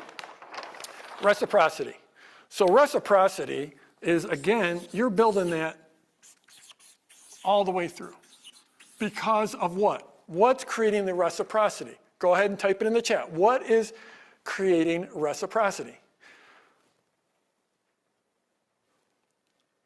What their value, yes. How do we create that value? What's the formula for that value? What's the formula for the value? It's right in front of you, folks. It's right over my shoulder. It's right over my shoulder. It's right over my shoulder. There we go. I saw it, the PS path. The PS path. This ensures you're delivering real value. Like one of the things, most of us, many of us are not comfortable with selling, which this is great for those of us. But there are some people that are like born salesmen. They can sell sand in the desert. You know, born salesmen, salespersons, they're fantastic at selling. And a lot of times those people, they get a hold of this formula and say, oh, that's genius. I like that. That's what they say. They can see it right away. So born salesperson, boom, I see this. And what they do is they end up recreating this by taking a regular old-fashioned sales letter and they just split it into 4 chunks. That's not what this is about. This is about thin slicing. It's about delivering value. It's about, I mentioned this earlier, it's telling your the story of your prospect's future success. Let that sink in for a minute. Just like if you have a business, or if you already know you want to help people, you want to help them solve their blood sugar issues, or you want to teach them to play chess, or you want to teach them surface pattern design. And I want you to just, for a moment, think about how amazing it would be to get them from possibly disbelief in themselves to really knowing that they could have this change in their life. How cool would that be if you could do that for one person? Pretty freaking amazing if you could do it for one. If you could do it for 10. If you could do it for 100. If you could do it for 10,000. How amazing would that feel? And then at that point, are you uncomfortable with selling? Are you uncomfortable with this process? I bet not. Not if you just tap into what it would be like to change people's lives in that fashion. Okay, so that is, well, that was reciprocity. Anticipation. So anticipation's right here. You know, you're telling them, oh, you got that next problem, which is you can't play chords. In my next video, on my next live, in my next email, I'm going to solve that. Oh, you know what? You need that strumming pattern. Keith Richards told us that's where the music comes from, is that right hand. I'm mixing up my right and left hand, but that's nothing new. That happens. And so anyways, you know what? I'm going to fix your strumming pattern problem right here. And you know what? Now that you have this core, I'm going to show you how to really, truly build that repertoire. So when someone comes over, you're not going to be embarrassed when they ask you to play something. So all the way through, anticipation is so, so powerful. Community is in the comments. That's where community happens, is in the comments. I'll tell you what, are you already, if you've been watching me and you're watching the comments flying by, are you already starting to feel like you know some of the people in the comments? Are you starting to feel that way? Because that's definitely going to happen as we move through this masterclass. Now, one thing we got going is we have these multiple Zoom rooms, so next time you might be in a different room, but it's just a technicality. You build up community, and then what you do is you start to define the standards of your community. And one of the standards of my community is we support each other. We show up. This is the church of possibility. This is the church of being able to create your own life, of creating your own legacy, of creating your own lifestyle. That's what I stand for. I stand for entrepreneurs, and I stand for possibility, for people realizing that, yes, this is the day my life can change. And this is the day I can show up in service and help other people change their lives. That's one of the community standards here, so that's why I want you to take care of each other in those comments, right? Help people. How many times have I asked you to help people? I asked you if someone shows up and they ask about PLC, or if they ask about PS Path, right? That's part of community building, okay? Okay, now where are we at? Scarcity. So scarcity really starts to come in here. So I know we had another S. Well, no, we didn't. So scarcity is right here, is where you start to define there's something coming up, but it's going to be limited. It might be time limited, the value might be limited, the number of people might be limited, but you start to lean into that here, and then we'll talk a lot more about that on Sunday when we go over PLC4. Now, do you see what I just did? What did I just do right there? This stuff's in my blood. I can't help it. What did I just do? We'll replay it. We'll just go back and replay that. I said, yeah, we'll talk, scarcity really comes in here, and we'll talk about a lot more here on Sunday in that broadcast. What trigger was I hitting right there? What trigger was I hitting? What trigger? Yep, anticipation. Belinda got it. Yep, Kelly, anticipation. I'm here telling your story of building a business. Your story of building the business you already have. Your story of getting your book out there and actually getting people to buy your book. Your story of getting your artwork out there. Your story of taking your business from being a one-on-one practitioner that coaches people in their health or their business or their relationships. It goes from coaching one-on-one to coaching groups and getting leverage in your life. That's what this is about. It's about telling your future, giving you your future, showing you the path to get your work out into the world, to get paid for it, to build a lifestyle, to build freedom. Okay, so that's how the triggers, and there's a lot more. These are just like the 6 basic ones. This is how the triggers layer. You see how this all works together and makes you like incredibly powerful, and if only in how you present, but then also in how you sell and in how you get your work out there and help people. Okay, so Dan, I was thinking we could like go to questions now. If we Yeah, we've got a bunch of questions, and yeah, for everybody watching, if you got questions, we've been capturing some through the chat, type them in, and we got folks in all of the different Zoom rooms who are all feeding us different questions. So we got some question time here. Okay, so Jeff, how about we start? So this is one we got in a couple different people asking this one. But this one specifically from Carmen, and Carmen's saying, so it's great. How do I establish that authority, though, if this is a new course? So we've had a couple people asking, like, if this is something I'm doing for the first time, how do I establish that authority? Well, I've been talking a lot about our third lesson on Sunday, but tomorrow is in our second lesson, I'm going to be teaching you the 3 primary types of launches. And there's more than 3, but these are the 3 core launches. And it's the seed launch, the internal launch, and the joint venture launch. And the seed launch is specifically the style of launch that you want to use when you're just starting out. Or if you have a current business and you want to create a new offer, a new product. And so the seed launch, you actually can launch before you even create the product. You can launch and get paid. I know it sounds nuts, might even sound, well, illegal or unethical, but it's not, and I'll show you exactly how and why in lesson 2 tomorrow. So I've had so many people go through this process where it's not only like the product's brand new, but the product hasn't even been created yet. But if you follow this PS path and you define that problem, and you really drill down to what the problem is of your people, and then you do the 0 to 1, your course is going to be 1 to 100.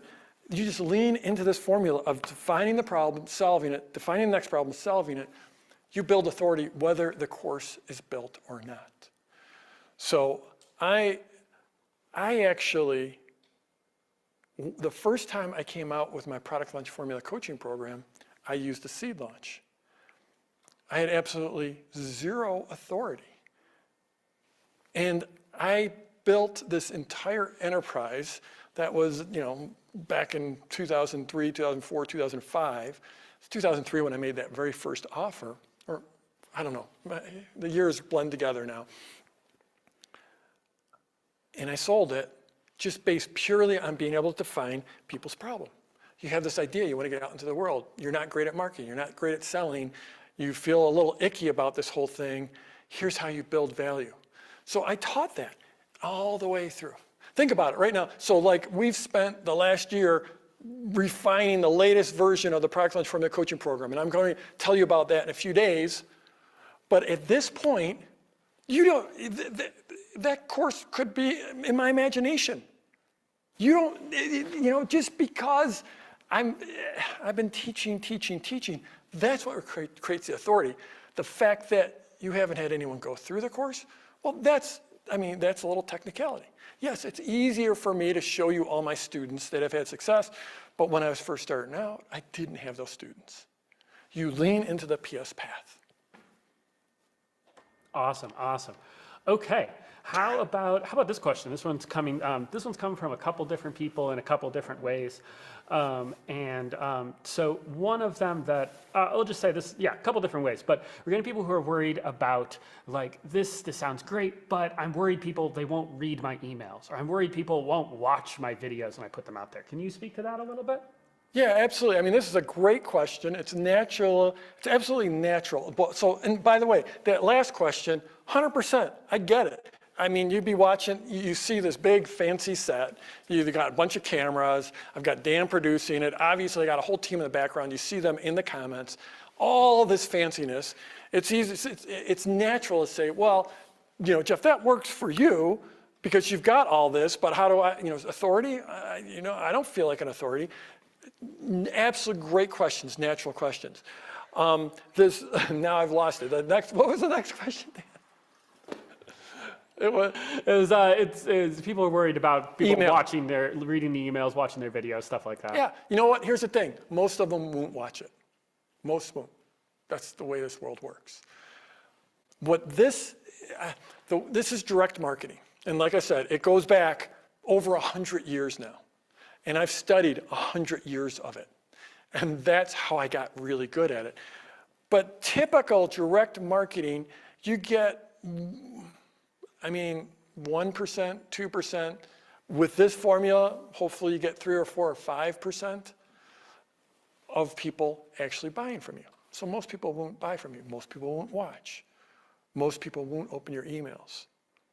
But when you follow this formula, you're going to cut through the noise, and you're going to get higher open rates, and you're going to get higher click-throughs, and you're going to hold people. I don't have a watch here, Dan. How far into this are we? We are just short of 2 hours in. Okay, we're almost 2 hours in, and Dan just told me that of the people that showed up for this broadcast, well over 90% are still watching. 2 hours in. We're in the Instagram Reels phase, right? We're in the, stuff's got to be 7 seconds or 9 seconds or 12 seconds long. We're in the TikTok era where stuff's got just a couple seconds long. That's the conventional wisdom. The only way you can get people to watch is if it's super short. We're almost 2 hours in, and almost everyone who tuned in is still tuned in. Why? Because this formula works. So yeah, don't get offended if not everyone opens your email. That's just life. Don't get offended if not everyone clicks on your email. Don't get offended if not everyone watches everything. Care about the people that do and love on them. Love, love, love. My friend Barry Baumgartner, she says, love hard, love them hard. Love them hard, sell them soft. Love them hard, sell them soft. And when you follow that formula, people will pay attention. You will build your audience. There are people watching this right now. If this is like you're at least 3 years, if you're at least 3 years into my world, you've been watching my stuff for 3 years. Maybe you've been part of the coaching program, maybe you've been part of the Launch Club, you've been in my world for 3 years. Maybe you haven't bought anything, but you're still tuning in after 3 years. Go ahead and type that in the chat. Let's just play a game. Let's just play a game. Okay, so Lydia's first time. So Joe, yeah, Cindy, AG, Lisa, 3 years. Wait. Since 2006. Okay, since 4 years, Grace. 3+ for Sachi. Here's a noob. Susan, welcome. Carol, welcome. Never heard of you before 3 days ago. Catherine, you never heard of me before 3 days ago, but you've spent 2 hours with me now. How is that like, Dan, is that like just, you're boom, mind blown. 7 years ago, Maxine. Okay, owner since 2020. Coco, honestly, don't recall when I met you. Hopefully that means it was a while ago. Here we go. Kit, 5 years, over 3 years. 2011, says Susan. 2011. 12 years. 12 years for AG. 8 years for Sue. When you follow this formula, this is how you create raving fans. The best way to build a business is to get results for people. It's not marketing tricks. It's getting results. And when you start off here, even taking people from 0 to 1, you've changed their life, whether they buy from you or not. And what I see a lot of times is people, they come one master class, don't buy from me. Next master class, don't buy from me. Third master class, buy from me. They've stayed tuned in because I built value. I take them from 0 to 1. And so this is how you cut through the noise. This is how, I mean, it's just absolutely ridiculous looking through these comments about how long people have been with me. It's just nuts. And it's not because I'm heroic. It's not because I'm good looking. It's not because I got a beautiful voice.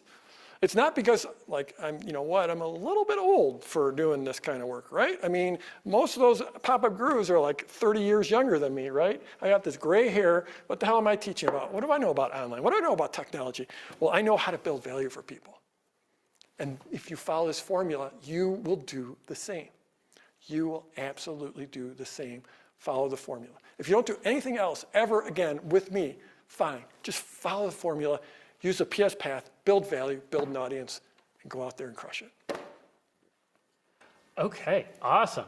Okay, let's see. Here's one that actually is kind of cool. We've got a few different, actually quite a few different questions about people asking, what if they don't have a following yet? How do they start getting those initial following? What do they start doing if they don't have an email list or they have all that? For those folks, I'll say the case study that we're about to show here pretty soon is going to be a pretty sweet one. So I'd say hold on and wait for that. How about, okay, this is an interesting one that I think you probably answer pretty quick. We got some folks asking, do I tell people up front that I'm going to be selling something there at the end? So this is a great question. And this has been an evolution. Frankly, back in the old days, say like 2000, up till 2010, it used to be, here's this cool video. I got a cool video for you. I got another cool video for you. I got another cool video. And then you'd have to have that soft landing. That has changed. The market, all markets, they go through a transition of getting ever more sophisticated. And frankly, no matter what market you're in, you've probably seen people follow this formula. Maybe you didn't recognize it at the time, but you've probably seen people follow this formula because I've had a lot of people go through this over the years. I have a lot of people following my work. So these days, I mean, like, okay, so let's do an exercise right here. Did I tell you there was going to be something for sale eventually in this masterclass? Did I? I'm going to go over the comments. Yes, yes, yes. When did I tell you? When did I tell you? Yeah, in the first 5 minutes. Yeah, it was all the way back here. And it was the why. The why was just to remind me. The why was to remind me to talk about that, to disclose that. So, and when you see notes like this up here, it's not for you, it's for me to remember stuff.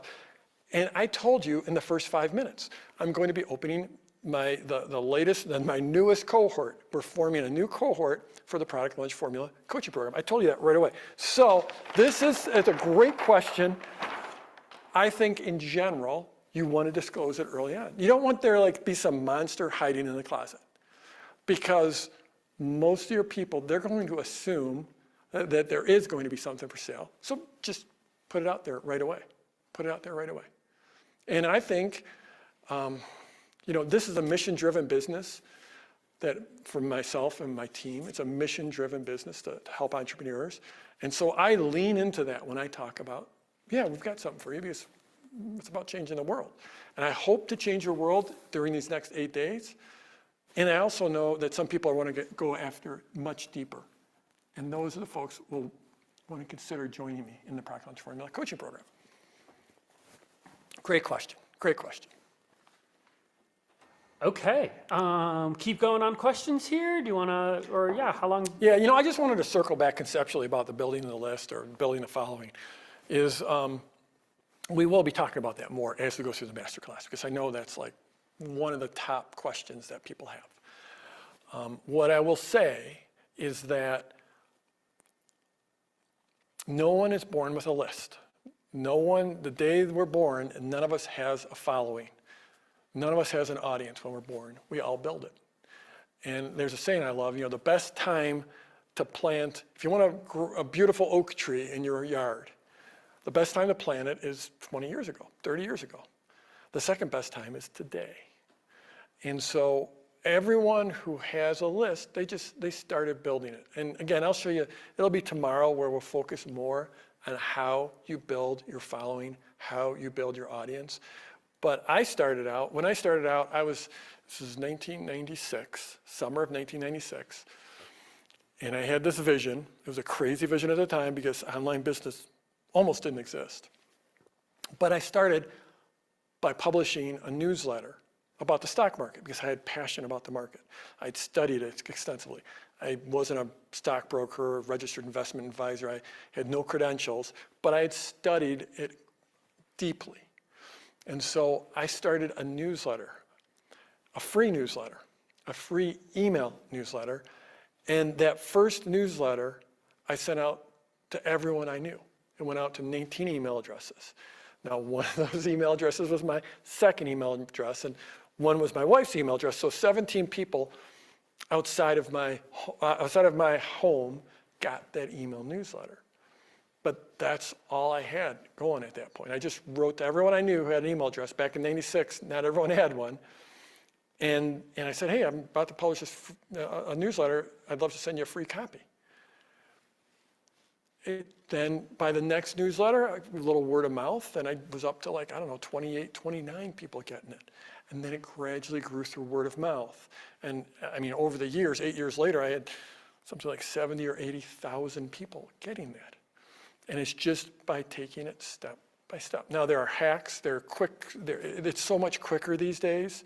It's so much easier because of social and because of the size of the online market is so immense. So it's a lot easier to go into a group, a Facebook group, and start sharing value. It's so much easier to start building a following on TikTok or on Insta and then take people from there and drive them into email. It's so much easier these days, but the key is no one starts with a list, and the way you get started is by getting started. And tomorrow I'll go into more detail in lesson 2. Okay, we're going, continuing on with questions. How about you got one more good question? Yeah, sure, totally. Then we got more good stuff. We got all kinds of questions here. Oh yeah, people are stoked. Okay, how about this one? This one's from Celine. Celine's asking, actually multiple people are asking this one. Can this be applied to selling physical products? A lot of examples so far are about teaching courses and such. Yeah, so about, I would say about 80% of our people do digital stuff, and it's usually training, coaching, consulting, something along that lines. And the other 20% are spread between people selling books, people selling artwork, people selling widgets, physical things. And absolutely, I think one of the very first case study I ever did was with John Gallagher selling board games. In fact, what was the name of the game? Do you remember the name, Dan? Wildcraft. Wildcraft. So if you have ever seen the game Wildcraft, if you're a parent, there's a darn good chance you might have come across Wildcraft in like some catalog of games for kids. Wildcraft. So Wildcraft started off, John created this board game, and he had the launch party, the old school launch party, and he sold 12 of them, which is a bit of a problem because when you make board games made up, you have to get hundreds and hundreds and hundreds. So he had boxes of inventory everywhere, and he only sold 12 games. Then he joined me in Product Launch Formula, stepped back, and it's been a while since I've talked about John's story, but I think he sold, when he did a PLF-style launch for this physical board game, I think he sold 670, it was. And so he went from 12 sales using the old school launch party, and then just exact same resources, exact same everything, 670 board games. So there's physical board games. You know, I'm going to share a case study of selling yarn. I'm going to share a case study of selling line-caught salmon. So it absolutely will work for physical products. You're telling the story of your physical product. You're telling it digitally. Often you're adding in digital assets, digital bonuses, but it will work, and I'll be showing you how. And with that, how about I've got a case study that I absolutely adore. This is a case study that we recorded a couple years ago, and it's an amazing story. The story's gotten more amazing in the last couple of years, but even a couple of years ago, it was absolutely amazing. So let's take a look. So I'm here with Ann LaFollette, and Ann has just started about a year ago and has a great story to tell us. So Ann, could you just tell us a little bit about your business and what's happened in the last year? Sure. First of all, thank you so much for having me. I'm thrilled to be here and to share a little bit about my story. I actually had a long corporate career, and I worked at giant companies like the Gap and Old Navy, and I thought I would retire. I was very much of that corporate kind of drone, going to work, working 24/7 for the man. And one day, my boss called me into his office and told me, "We're eliminating your job and go talk to HR." And it came as a complete shock. I thought I was going to retire with the gold watch or whatever people get now when they retire. But you know what? It was a blessing in disguise. And so about a year ago, I started to explore my creative side. I had a huge box of creative supplies, art supplies in the basement. My husband and my wonderful son encouraged me to bring those supplies up from the basement and start to explore. And I found this thing called surface pattern design. And the best way to explain what that is that you can turn your doodles into dollars. And what I mean by that is you can take a little drawing that you have and then turn it into what's called a repeating pattern and put it on wrapping paper or wallpaper or fabric or on the cover of a notebook, the back of your iPhone case, a million products. And so that is now my passion. And I teach that through an online course, which I launched using the product launch formula. And that's what I've really been focused on over the last year is growing my email list, finding my perfect customer, and then selling them my course using the product launch formula. So one of the fun things about my work is I get to hear about these markets and niches and hobbies that I didn't know existed. So when you first wrote in and said it was surface pattern design, I admit I went to Wikipedia. I was just like, what is this? But you've turned it into a real business. So you just mentioned your list. And tell me about the list that you had when you started out. So when I started in about April of last year, I had 25 people on my email list. And I have to tell you, Jeff, that 3 of those people were me because I had 3 different email addresses at the time, including my old corporate email address. And then I had at least, 10 family members. So I think I really only had people that I didn't sort of know, maybe 3 to 5 people that I didn't even know. And so I definitely felt like, oh my gosh, I have no list. How am I even going to get started? And I just, right now, I can't even believe I'm going to say this, but I have 10,000 people on my email list, and it's about a year and a half later. And so if I can go from having 25 people on my email list to having, a year and a half later, having 10,000, clearly anyone can do it if you kind of follow a formula and make sure that you are, finding the right people and talking to those people as best you can. And I do that through my weekly blog. Wow, well done. It's amazing. And I don't know the size of your market or your niche, but it seems like it's not vast. It's not yoga or something, that's just that cats or whatever. I mean, that seems like a fairly small market to build a list of 10,000. So congratulations. Yeah, I think that what it is it's more, the way I like to think about it is that my sort of ideal customer avatar is someone who's sort of in my age cohort, and they were told in school that they had no creative bone in their body and they should just give up on art. And now they're in their 40s or 50s or 60s and they realize, that probably was baloney, and to use a PC term, and I actually really do want to explore my creativity. And so why don't I join Anne's creative community and learn how to turn my doodles into these beautiful designs, or my grandson's doodles into beautiful fabric that I can then turn into a baby blanket. The sky's the limit in terms of what you can do with your creativity. And so I think that while I specifically teach surface design, I think my audience is a little broader than that in terms of people who want to tap into their creativity at this stage in their life. Mm-hmm. And so what happened? So you came into my world, and then what happened? So I came into your world, and I am a very good student. And so I watched every single video, I did every single workbook. I wanted to really kind of unlock how I would use your product launch formula in my community. And so my first launch was 3 videos, but I did them as live broadcasts on Facebook. And one of the things that I continue to dive into with my audience is they need a lot of hand-holding. They're not technologically savvy. I was not technologically savvy either. So they need a lot of hand-holding. And so instead of recording a video, I'm live on Facebook, and I teach them a little bit of something, kind of a little bit of an introduction to, well, what even is this thing called surface design?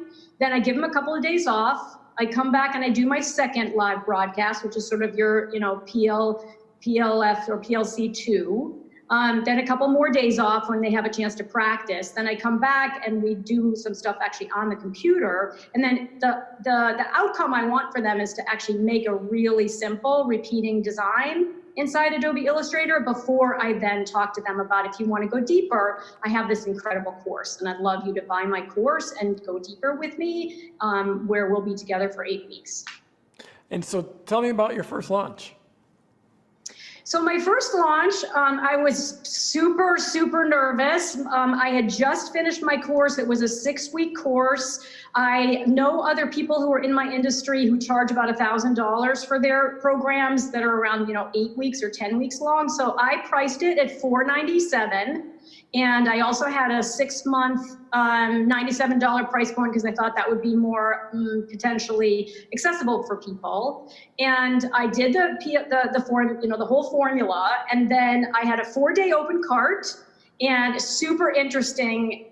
The whole psychology of managing your own emotions during open cart is crazy. Because some people come in early and then there's all this silence and it's like, oh my gosh, is another person gonna buy? Is another person gonna buy? But anyway, my results were really good. I mean, my first launch, I took a couple of numbers just to make sure I could look at them with you. But my 6-week course launch was priced at $497. I got 27 people to buy. And so I made almost $13,000. Well done. How big was your list at that point? So you had that 25, which really was 22, but it was really only probably 4 or 5 people. Yeah, exactly. So at the beginning of last year, because I did this launch in January of this year, I did this launch in January, and I think my list was probably around 2,500 people, and I made people opt into an actual sort of freebie so that I would have a subset of people who were really going through this seriously, and there were only 850 people on that list. So I think that my conversion rate was around 8%, wow. If I'm remembering the math correctly, which I was really pleased with. And I definitely feel like a lot of the hand-holding was a major contributor. So what I like about you, Anne, is you just like you said, you're a student. I'm going to study this. I'm just going to move forward. I'm not technical. I'm going to figure it out. What was it like doing those live broadcasts? What's it like being on camera? You're like me, you didn't grow up being on video and on camera your entire life.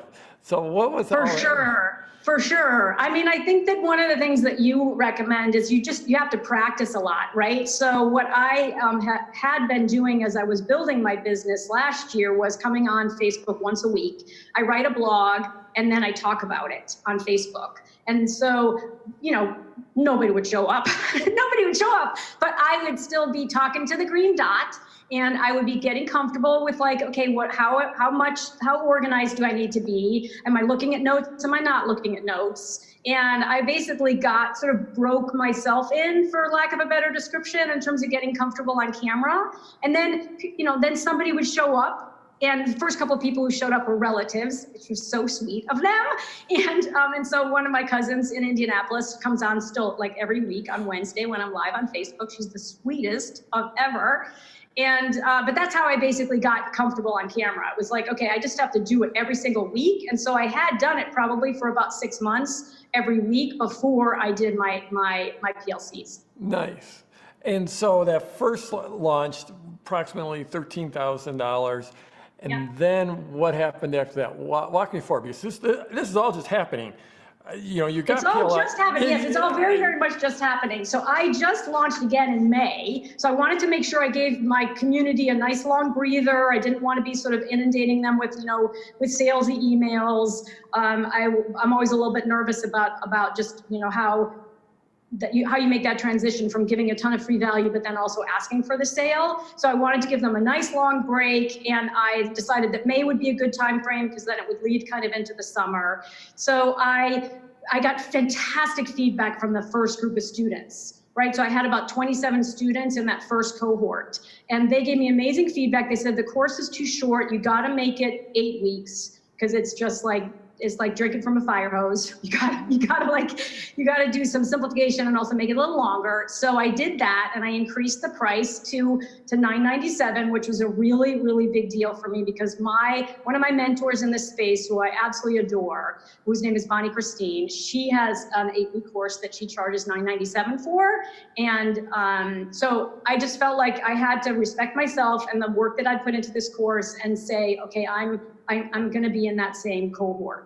So I did that in May, and I made $42,000. Jeff, I made $42,000. I got 50 people, which was my goal. I had set a goal that I wanted to basically almost double the number of students, and so I got 50 people in, and I did provide a couple of discounts here and there. I'm sort of learning about when people from Canada or Australia are complaining about the exchange rate. It's like, ooh, I felt bad about it, so I gave them some discounts. But in any event, at the end of the day, I got 50 people, $42,000, and my rate, my conversion was still around 4.5%. It was at a much higher price point. It's about 4.5%, which I was really, really happy with.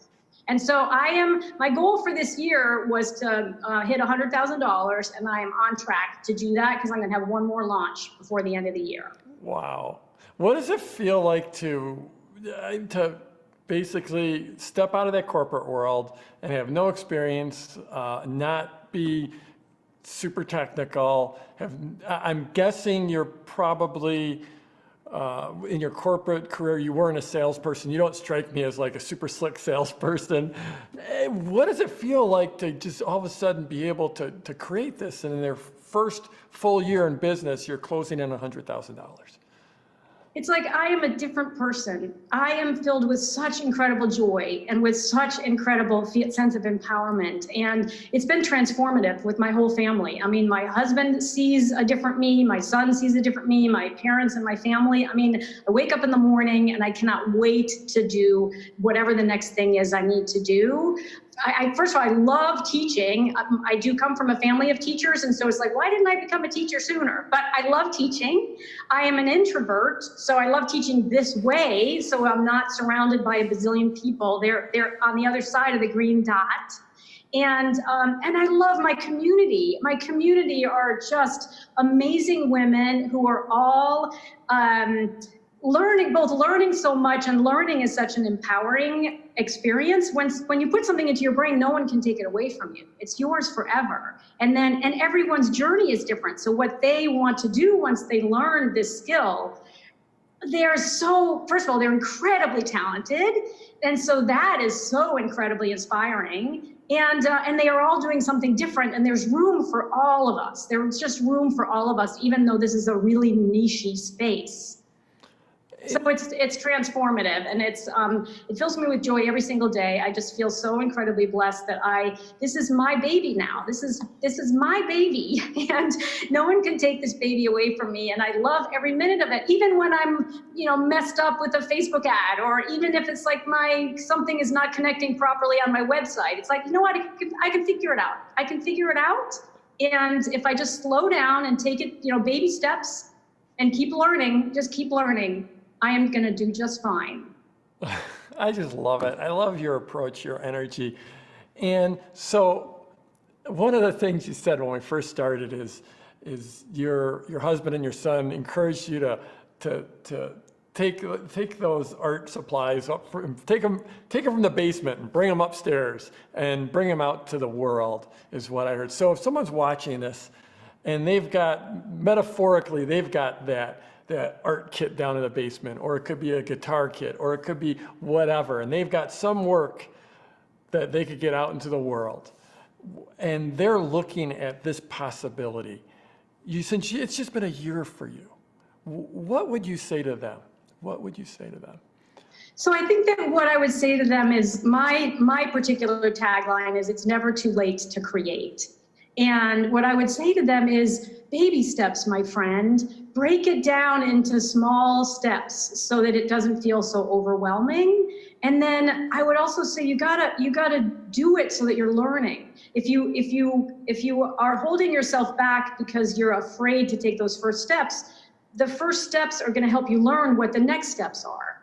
And I feel like that was what I definitely tapped into perseverance, for sure. Perseverance was a very, very important part of kind of me continuing to move forward. And I would want to have everyone who's listening really embrace that there is work involved and you have to be willing to do that work. But if you persevere and you have this you embrace the learning journey, it is going to be transformational. And it's never too late to get started. It's never too late to create. If you're in the creative space, it's never too late to do whatever it is that you want to do. But I highly, highly recommend that you start now, because those incremental first baby steps, all of a sudden you're gonna look back and say, oh my gosh, 18 months ago, I had 25 people on my list and now I have 10,000. How did that happen? And it happened because I took baby steps. And I love your expression of, you got to launch and learn. You got to launch and learn. You're going to learn more by doing than by thinking about what you could be doing. You got to take those baby steps. Mm-hmm. Well, as you reflect back to last September, before you joined Product Launch Formula, and where you were and how you felt, even as you were watching my launch and thinking, could this work for me? What did you feel like, or if you could give yourself right now, if you could, knowing what you know now, could give a message to the Ann that was back there thinking about investing in Product Launch Formula at that point, what would you say? So I would definitely say it's worth like every single penny, and that I'm a step-by-step learner. And so I love the way the program is broken down into very, very organized steps. I feel like if you do them in the right order and don't come with an assumption that there's part of this that you already know, you're going to do great. And mostly it's it's an incredible investment in yourself. And I have always been a huge believer that investing in ourselves is really, really important. And that's how I approached it. I approached it as an investment, and then something that I knew I would probably have to watch multiple times. And that's one of the beauties of an online program, is that you can watch it as often as you need to. And however many times you need to watch it is what's right for you in terms of going into gaining the knowledge that you need and diving deeper. And so I always tell people, listen, it's really important to invest in yourself. And I think it's also really important to then complete the program so that you feel like you're getting the absolute most value. And I would highly encourage people to set a deadline for themselves. So I set a deadline for myself. I said that when I bought your course, I was going to pay myself back when I did my first launch. And I did that in spades. And that made me feel really good, because I'm a very deadline-oriented person. And I would recommend that for other people who are also considering purchasing the program.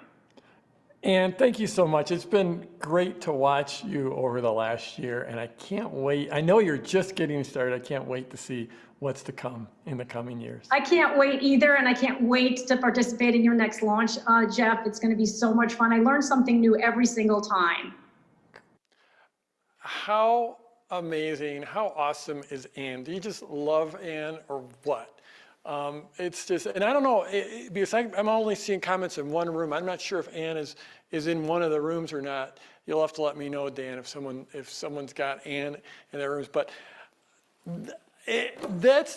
welcome to my world. Is my world. I get to work with so many people like Ann, and it's just, what a blessing. So let's step back. So she basically had, I think she said she had 5 people on her list that were people that didn't know her, which she thought was amazing, but then she quickly built that up to 10,000. Now I say quickly, like I think it was about a year's time, so it's not overnight, but it's still remarkable growth. And I loved how she talked about, I'm just gonna put little check marks next to these. I love how she talked about talking to the green dot. Did you catch that? So what she meant by the green dot was like, when you get on the webcam, you get on the webcam, whether it's on a Zoom call or whatever, the little green dot goes on. Some computers might have different colors, but that's the green dot. So she said she started every week doing a live on Facebook talking to the green dot. And initially, it was the only person showing up was her cousin Katie. And her cousin Katie was showing up every week. But what was Ann doing? She was learning. She was learning how to be on camera because she'd never been on camera before. She grew up in a generation, my generation, where we didn't grow up on video cameras. We didn't grow up walking around with a phone in our pocket. And so she was learning, right? And frankly, it was probably reassuring that in those early days, the only person on was her cousin Katie. Right? If you think about it, not having a list in the beginning is, in one way, it's a bit of a gift because you get to practice when there's not many people watching. So then she started spending a little bit of money, I think it was like $5 a day on Facebook ads, and gradually, after a number of weeks and getting comfortable on camera, she started spending a little bit of money and driving people in and started to grow that list. And when she started to grow that list, she eventually did her first launch. Her first launch, which did $13,000. And I don't think she said it in the video, but she went to this, that was her proof of concept. That was like, oh, this PLF stuff sounds good. Let's see if it actually works. And 13,000 was like, wow, okay, that did work. She had an 8% conversion. Remember I told you, like in the standard direct marketing world, the normal conversion for the last century is 1 or 2%. When you follow this process, you can convert at a much higher rate. So when we say conversion, that's the number of people, number of prospects, well, it's the number of people that buy divided by the number of prospects. So if you have 100 people watching your launch and you have 8 people buy, that's an 8% conversion. It's that, it's that simple. So she had an 8, which is amazing. She got 27 students. And they gave her feedback, and she used that feedback to modify the course. So we already talked. So one of the things she talked about was there is someone else in the market that also teaches surface pattern design.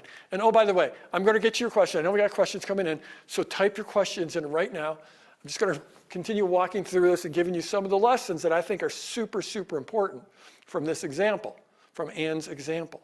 Because I like to teach from example. Until you can see something in your mind's eye, you can't create it. And I give you examples so you can start to create this vision in your mind's eye. So, but type in your questions. We'll get to questions in just a second. So, Bonnie Christine. Bonnie Christine, big established business teaching surface design, surface pattern design.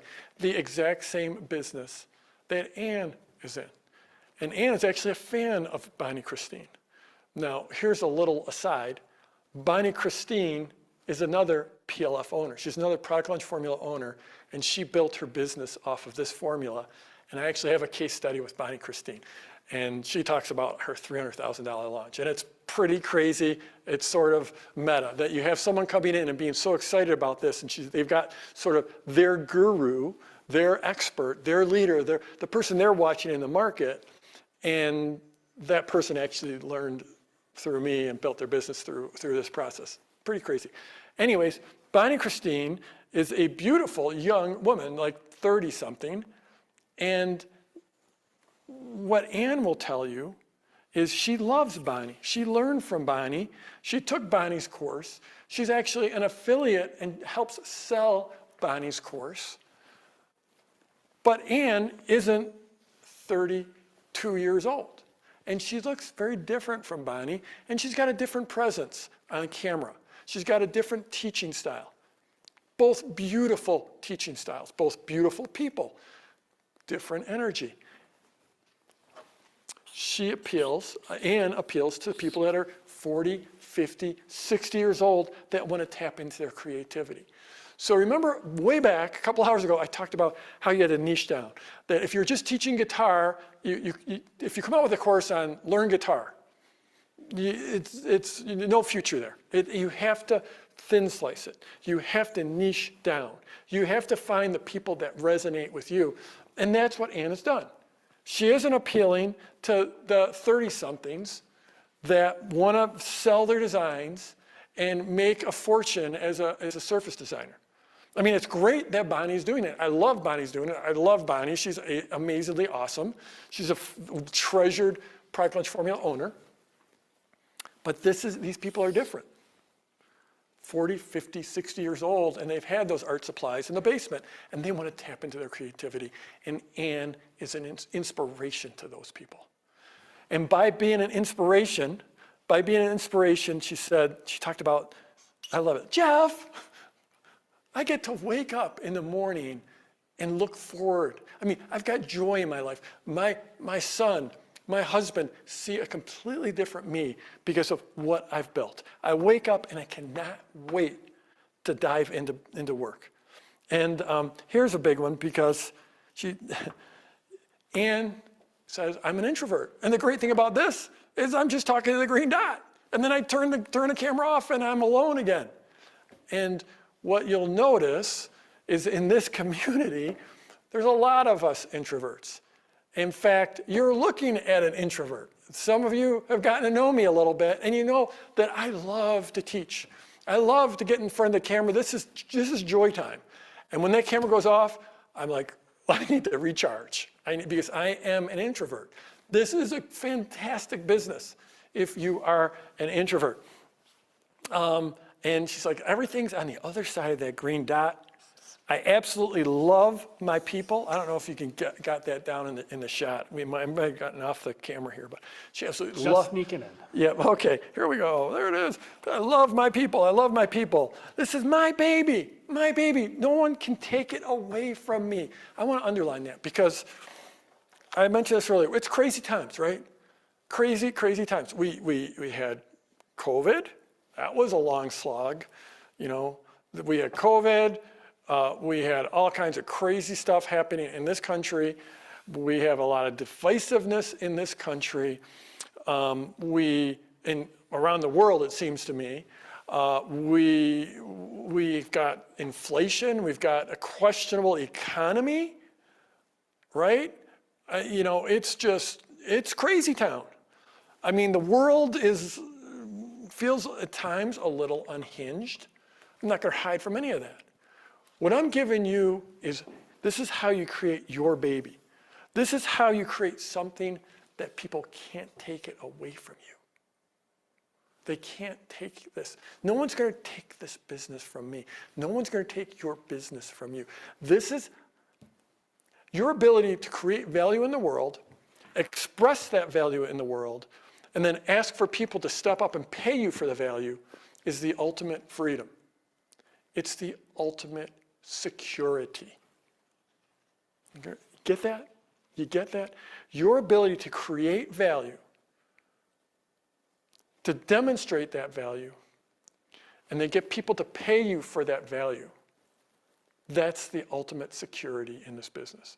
World's crazy. If you want security, if you want control of your destiny, congratulations, you now know the formula. You now know the formula. Okay, let's see. Ann talked about baby steps. That is one of like the cardinal rules, one of the cardinal metaphors in this community. I talk about baby steps all the time. You don't need to know your 100th step, your 1,000th step, your 10,000th step. You need to know what's right in front of you, what the next step. You just take baby steps. If I look comfortable in front of this camera right now, we're a couple hours in. If I look comfortable doing this, you should have seen my first video. I had to do it one sentence at a time, literally, and we edited them all together. And each sentence, on average, took me 11 takes. 11 takes per sentence. So to do a 15-minute video would literally take me an entire day. But the baby steps was I kept on doing those takes, and I got better and better and better. And Ann got in front of the green dot with just cousin Katie watching, and she got better and better and better. And then she did $13,000. Then she did a $42,000 launch. She was closing in on $100,000 in her first full year in business.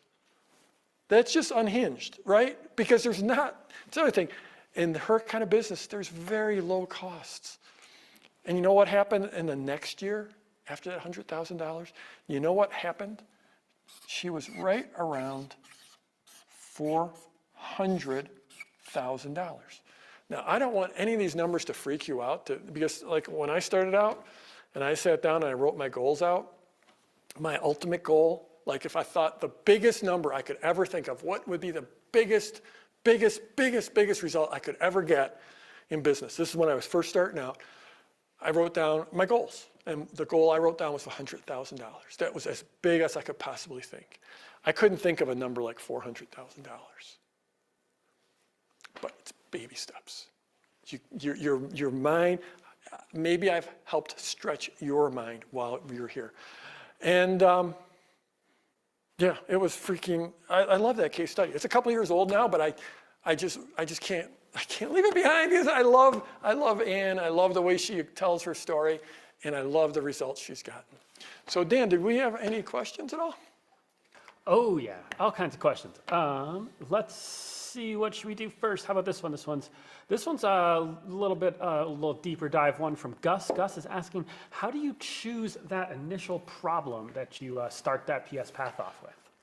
Well, I mean, the first thing is you choose a market. You choose a niche and a market. So that's the first thing. And there's ways to do that. And it's really beyond the scope of this free masterclass. But we do provide all of that in Product Launch Formula. You know, at the end of the day, it really sort of boils down to people want to pay. They'll pay to how does it go? It's to make more money, to get better relationships, and to get better health. Now, within each one of those, there's 1,000 different niches, literally. But those are the three overarching. And then the fourth big one is hobbies, sports, things that like people like to pursue for fun, right? So those are the four big ones. And then of course we've got art as a whole beautiful other thing. But so, you know, settling on your niche is important. So then once you settle on your niche, then hopefully it's something you have some knowledge of.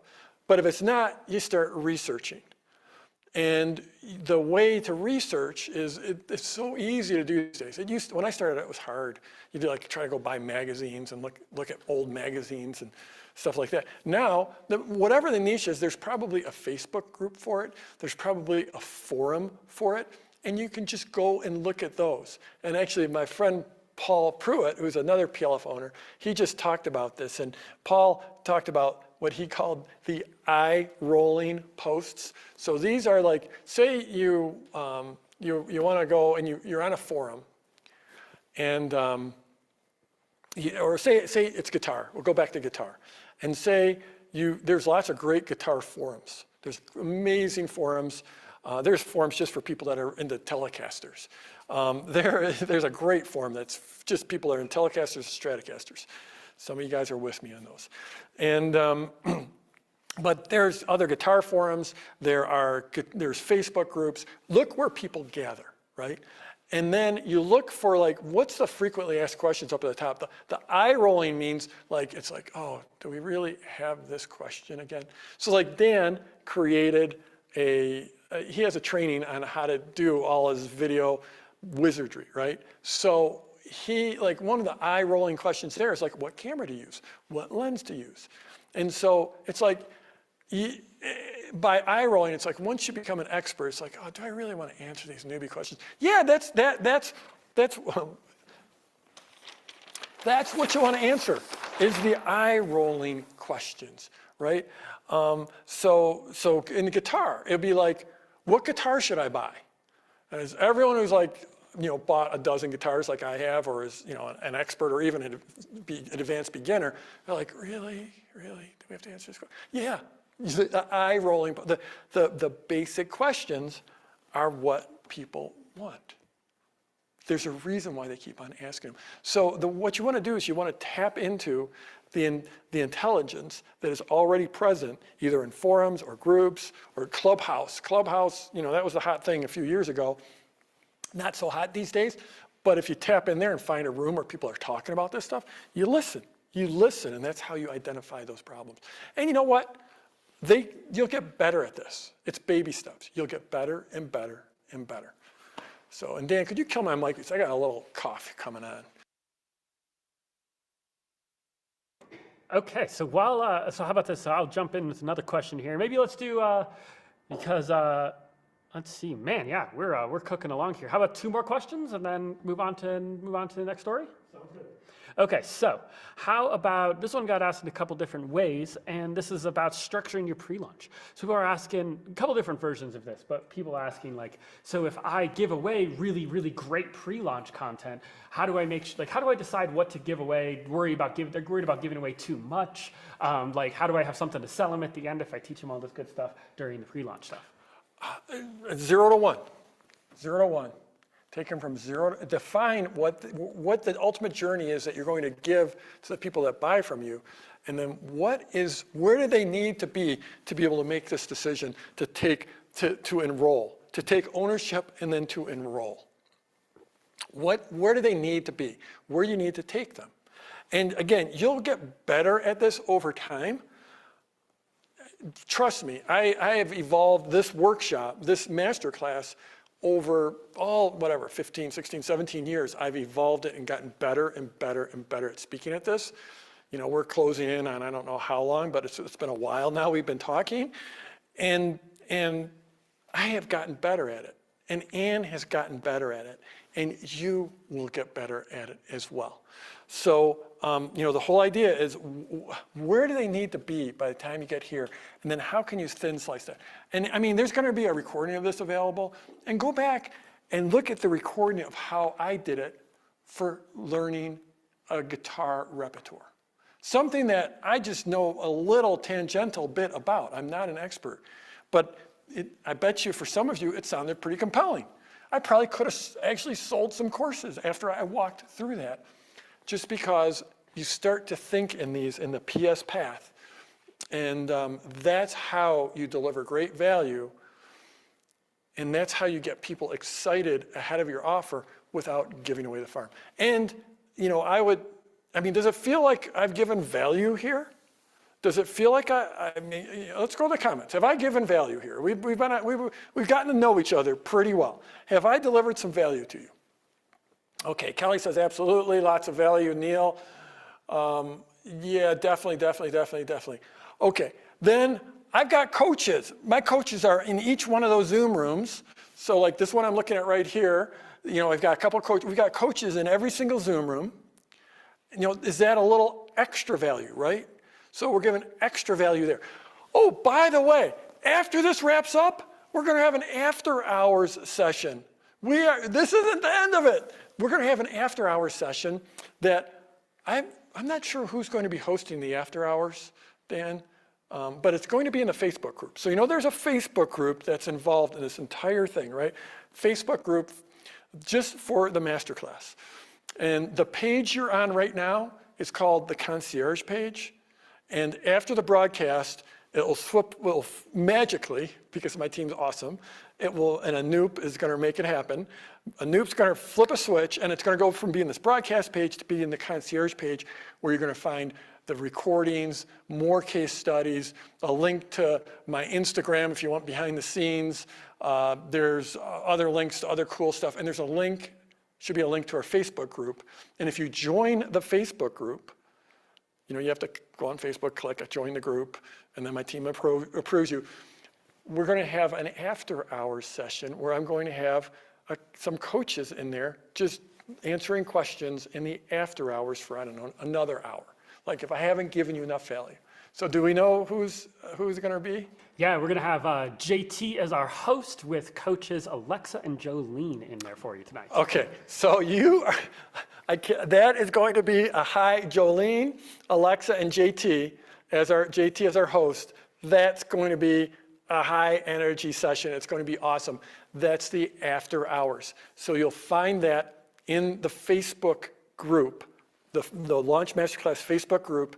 You'll find, if you're not, go to Facebook if you're already in it. If you're not already in it, this page, once it flips back from the broadcast, there'll be a link to it up here on the upper, I guess it'll be on the upper right when you're looking at it.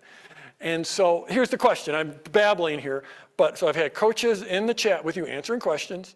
So I've seen some amazing questions answered. I'm teaching for closing in on 3 hours. Have I given away the farm? Have I given away the farm? Have I given it all? Well, you know what? We're only a third of the way into this. We got tomorrow. We got Sunday. And then it gets even more awesome Monday, Tuesday, Wednesday, Thursday, Friday. So am I giving it all away? It's been working pretty good for me.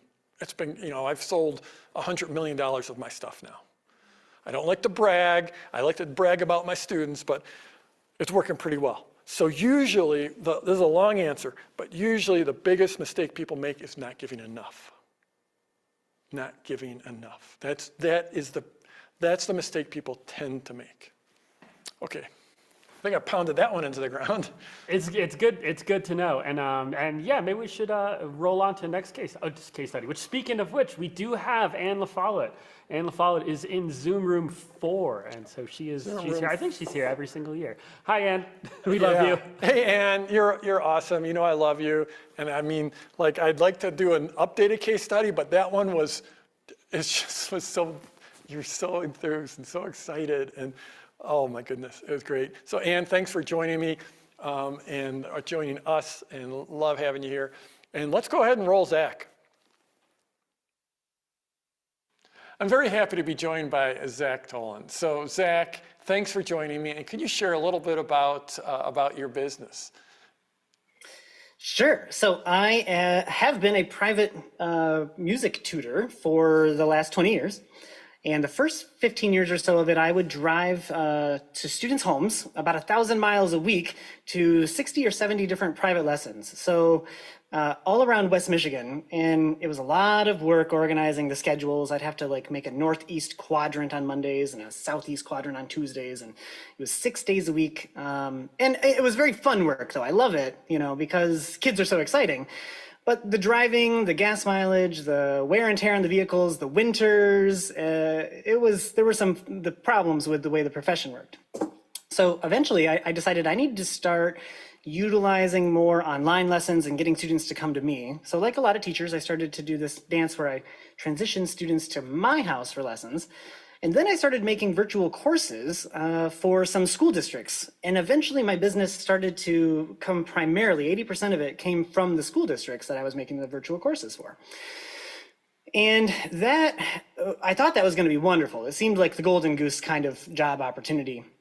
However, the state started changing their funding, and when the program started to get cut, all of a sudden I realized I had put the majority of my eggs in that basket.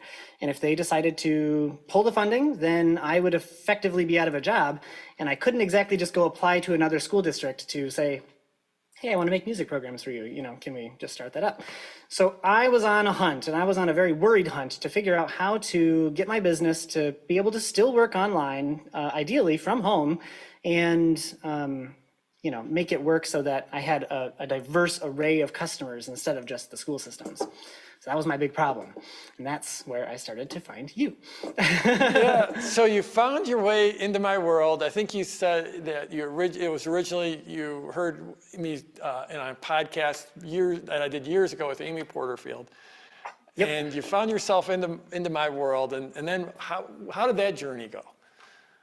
So I was on the hunt for anything I could find that would help me understand how to just reach out to the broad market. And so I was consuming podcasts and books, and I found all sorts of things that claimed to be able to work. But after hearing, you listen to enough of these things and you start to realize that some people are on top of others. There's a hierarchy, and some people learned from others. And it seemed like all of the points of the pyramid started to point up to you. I found very many of these people who they were just, they said you were the guy, the one who started it. And I love people like Mozart, like Leopold Mozart was the teacher of Wolfgang Amadeus Mozart. It's fascinating when you can find these experts who are the ones who create these kind of prodigies. They create these subsets of themselves, these copies of themselves that can go out and, use it in different ways. And you were at the top of that pyramid. Again and again. And so I thought, okay, I need to listen to what he has to say. And you were still active. You were still out there teaching. And I thought, yes, I found a mentor. I found a guide for my problem. And that's what brought me to Product Launch Formula. And so tell me about your launches. Tell me about what happened next. Well, it became a whirlwind. COVID was hitting, and you were doing a launch in response to the shutdowns across the country. And I was worried more than ever that the school systems were going to be cutting down the funding because of COVID. It was already the case that some of my districts were getting shut down, and my programs were getting cut. And so I thought, who knows what's going to happen with this? Like, it was more up in the air than ever. And I thought, I've got about 5 months before the next school year starts. This guy says he coaches people of all sorts of disciplines, products and services of all kinds. I think I'm going to listen to what he has to say. So I started joining your launch workshop, and it was a 3-day intensive. And at that point, that blueprint especially, that blueprint you made for the product launch formula, that was my guiding light at first. I thought, this is what I need. If he's got a blueprint like this that can walk it through step by step, someone who knows nothing about marketing, nothing about internet marketing, I looked at that and I thought, if I do this all makes sense. This is how I'm going to communicate what I do, because it's different. I work with young kids especially, and parents are skeptical of getting young kids onto a computer to learn piano. And more now because the whole world has had to do so much online learning, but at the time it was unheard of. And so I knew I was a fish going upstream. And the way that you articulated your messaging, because what you do is pretty, unique and specialized too. And I thought, if he can communicate like that, and I can learn to communicate what I'm doing like that, I think parents are going to see why this is not just competitive with in-person lessons, but it can be better. And that's what we started doing. My team and I started to come back together. I'd had teams over the past, and they would grow, and then my program would get cut, and I'd have to dissolve it. And so I thought, okay, let's hit this. And within a couple months, the way that you structured your learning, it resonated with me, and I was able to apply that in a way that communicated the value I could add to people. And I had twice as many sign up in a single, my very first launch, I had twice as many sign up as I'd ever taught in my life. So my peak for teaching lessons before was 69 students in 1 week. And after my first launch, I had 159. So not just double, but some odd multiple. Anyway, and I was blown away at the response, but you had the blueprint, you had the formula. And so I was able to take it and apply it and just show up and serve and anyway, bring the energy, and it's still going. Now I'm in my second year, and it's going into even more new directions that I would have never expected at first, things I never anticipated, but great new directions. 159, and were they signing up for, was it video lessons then at that point? Because you weren't doing one-on-ones with 159 people. Nope, these were live classes, group classes. So take a bunch of kindergartners and first graders and put them into a class of 15 or so, and then have keyboards set up on their side. And then I've got my keyboard kind of set up right here. Like I can teach right from Zoom and then do screen sharing so they can see what I'm playing. And anyway, and we just do it like song by song. And did they sign up for like on a weekly like basis, or did they sign up for X number of weeks or X number of months? So I was really nervous. I saw a lot of other people launching. Part of what's amazing about PLF is the community is so large. You can find other people who are doing something very similar or something related enough so that you can get coaching from them. And when I started seeking out like what other people were doing, I was able to imitate little pieces of their model and put it into my model. And a lot of people did year-long programs, or what would have been customary with semesters, but I was really nervous about that. So I just said they can sign up month by month. And so it was like a $47 a month, or if they had 2 kids or wanted to sign up for 2 lessons, it was $77. And if they had 3 kids or wanted one student to take 3 classes, they could do $97 a month. So those were my price points. And my goal then was to keep them. So if they signed up for the first month, then what am I going to do to deliver to make it worth their while to keep going a second month, and so on. So I've just pulled out my calculator here. So, I mean, sounds like it was in the $7,000 a month, somewhere in there, depending on how many took the multiple kid option. if they had all been the 47 a month, then that would be right. But it was a little more like 11,000 because the mix between the 3 price points. Okay, so Yeah. it was 159 sales, but some of them were the higher price for more kids. So you're actually helping more kids than 159. And all of a sudden, $11,000 a month. And of course, people don't stick forever. So that's, it's not always going to be 11,000 a month, but still that had to be just amazing. Sticker shock. Yeah, it was. I think sticker shock's not quite the right word, but for me, I was like, I couldn't believe it. It was unfathomable. A few months before, I just wanted. My goal was 5,000 a month so that I could replace the income I was making. That's about what I was making with my programs through the schools and all my other private lessons put together. So to all of a sudden have that more than double, it was. I could sleep at night. All of a sudden having months and months of extra money in reserve. And Zach, can you just talk a little bit about the difference in your lifestyle of driving to all those different clients and doing 1,000 miles a week to what your life is like now with a digital, a digital business basically? Well, okay, I don't want to get all. Okay. It's hard to describe the emotional transformation because that's been the biggest one. When you're driving that much and you're just in a little car, you're literally worried for your life every day. Like you see, I would call it, I don't mean to be offensive, I would call it the idiot of the day. If you drive enough miles every day, you see someone doing something they shouldn't be doing on the road, and it's scary. And so I got whiplash once from getting rear-ended, not my fault, but there were hazards that came along. You wouldn't think teaching piano lessons would be hazardous, but in Michigan, in the snow and the winter especially, it can be very hazardous. So with that, with the income and the flexibility and the job security, because now my customer wasn't just like one paycheck from the state of Michigan, it was over 100 different families saying, I want to learn from him. I want my kid in that class. And that would mean that for me to lose my job, I'd have to lose all of them at once. And that's what I liked about how my job was before I was making courses that the state of Michigan would pay for. And I missed that. So when I got that back and I was working from home and I had all this extra time, it started to feel like I was in retirement almost. Just because it's just 2.5 hours a day, 4 days a week. And that's my committed teaching time.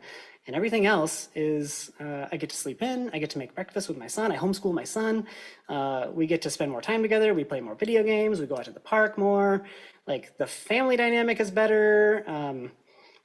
I get to be more creative. I get to practice when I want. When I have an idea for a new product or a new song that one of my students would like to learn, I can just sit down and do it. And before it was list keeping, and I don't keep lists like that anymore. I keep an inventor's binder of my favorite projects that I'm just working on, making better. So total transformation. So if I'm doing the math right, you said your commitment is 4 sessions a week at an hour and a half each? 2.5 hours, yeah. It's at 16 different sessions that are a half hour each. Yeah, so 10 hours a week is your commitment. That's right, yeah. Wow. Yep. It's actually less, it's actually 8. There are little breaks in there, so there's like half-hour blocks where I can just go like make sure my son's okay. It's a lifestyle for you. I mean, the income has become great, the security is great, but it's really also just really built around your family and being present with your family and the lifestyle. And Mr. Mom was part of your story that always resonated with me. Like I was thinking, like Jeff wants me to be on a case study. Like I'm gonna really speak out to the homeschool dad, private music teacher niche, because there's so many of us out there. But for me, it's a dream come true. Like you talk about how do you phrase it, like making a life of your dreams. I didn't think this was possible a year and a half ago. Amazing. So, let's talk about a list and list building. I mean, you didn't come into this with a huge list or anything. Almost zero, yeah. A list of 0. Yeah, basically. I had customers from the previous many years, but that list was so old that many of the students had already grown up and graduated from school, so they weren't viable list anymore. Yeah, how I list build it, is that what you mean? Yeah. Well, at the time, I had no idea how to do it. You really emphasized from the very beginning that your success in part had to do with your obsession with list building. And I have not been obsessive about list building, but I did know the metrics showed from several of your other trainings that if I could get about a 5% conversion out of my list. So you taught me that you're not going to get them all. You're not going to even get half of them. If you get 1 out of 20 on your list, then you can make a viable business. And for me, each student, if they were worth $47 a month, or somewhere between $47 and $97 a month, then if I could get just a small bit of students, that would be enough to get to my $5,000 mark. So I thought 100 seemed like a number I could definitely achieve. So I just needed a list of 2,000, and that was my 5%. So I set out on Facebook ads. I started doing free workshops, which was a lot of the help of your coaches, the PLF community coaches. You can just leave comments in the lessons, and when you're not certain about something, you just ask a question, or on the Facebook group, and they're so helpful. And the community of people, when you're not sure how to run something, even you just get stuck with the Facebook pixel, you just ask a question about how to install a Facebook pixel or something weird like that. All of a sudden, I wasn't going to Google anymore. I was going to your search network because it was faster and better and more reliable. And it walked me through in baby steps. So, because I'd never done any of that before. A lot of people, they might have something they wonder if they can actually, if it works to teach online. So you were always doing individual lessons. Is it possible to teach music online? How has that experience been for you? Is it still, are your students getting the results? Are you getting the warm fuzzies from working with them?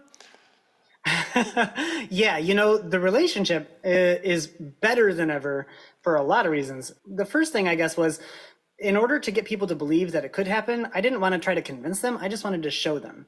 So my lead magnet was inviting them into a free piano camp, week-long. It was a free piano camp, basically. And they could sign up for as many sessions as they wanted, and I sorted them out by grade level. So I'd get my kindergartners and first graders together, and because they don't do well with sixth graders in the same class. So I made just a few different sessions, and then for about 2 hours each day, I would go on for 4 or so sessions that were each a half hour, and I just put a Facebook ad out that said, "Free kids piano camp. Show up. It's on Zoom." They'd show up on my landing page. They would sign up for the class that seemed right.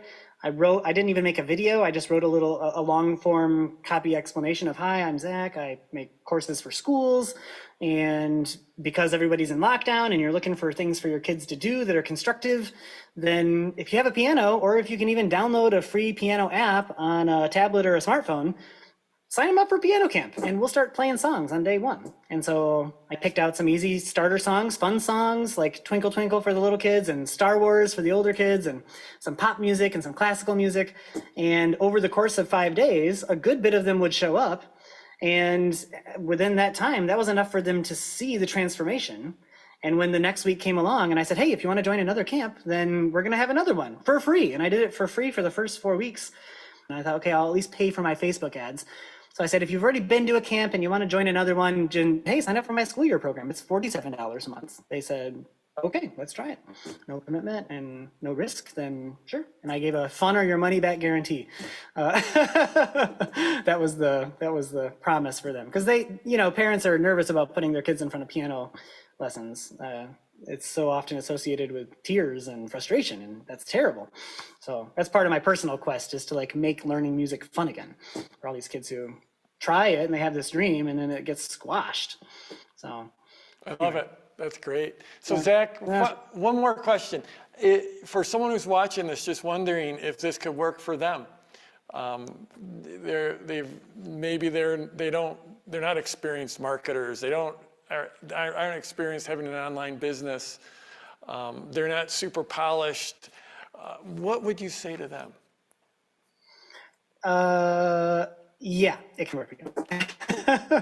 Absolutely. Anybody that has a dream, whether it's spending more time with your family or taking a little bit more control, a lot of the case studies I watched when I was going through, when I was learning about PLF, a lot of them were unbelievable to me. They were so far up in the sky. I thought, I just want a little more job security. If I could just get that, that'd be great. Like, I just need to learn this. And so for people, I think if they come in even with a modest expectation and they just do a fraction of what you teach. I did not watch everything you have. I have not studied everything, and I don't implement it super well either. I just kind of got the gist of it and threw it out there, and and it still works great. So yeah, so come in, participate. If you want to change your life, that's one thing. If you just want to do a little better or try something new and see if it works for you, then yeah, you're in the right place. So I don't think, and I still look around at other programs, and I still find so many of them are your former students. Anyway, yeah, they're in the right place. So try it. Zach, congratulations. It was an amazing pivot for your business. You've built security, you increased your income, you've built this lifestyle where you can be present with your son, your family. Thank you so much for being with us. Thank you, Jeff. This is wonderful. I really, really am so happy. So thanks. Don't you just love Zach? I mean, make music fun again. You got me right there. Make music fun again. It's just, again, welcome to the PLF community. And that was one thing Zach talked about, is how he leaned into the community of our PLF owners, which is thousands and thousands strong. And so, yeah, it's just, building communities, I'm just going to say this, building communities is like one of my superpowers, and I'm so proud of the communities I've built. I mean, that's probably the thing I'm most proud of in my entire life. Well, my kids, my marriage, my family, but in my business life, the communities I've built are just, they're awesome. I love, you get to hang out with Zach, you get to hang out with, it's just so cool. Okay, well, he had something like, I think it was 70 or just under 70 was the most he had ever had in his life as students, like per week, right? And then he did his launch and got 159 people and did about $11,000 in sales.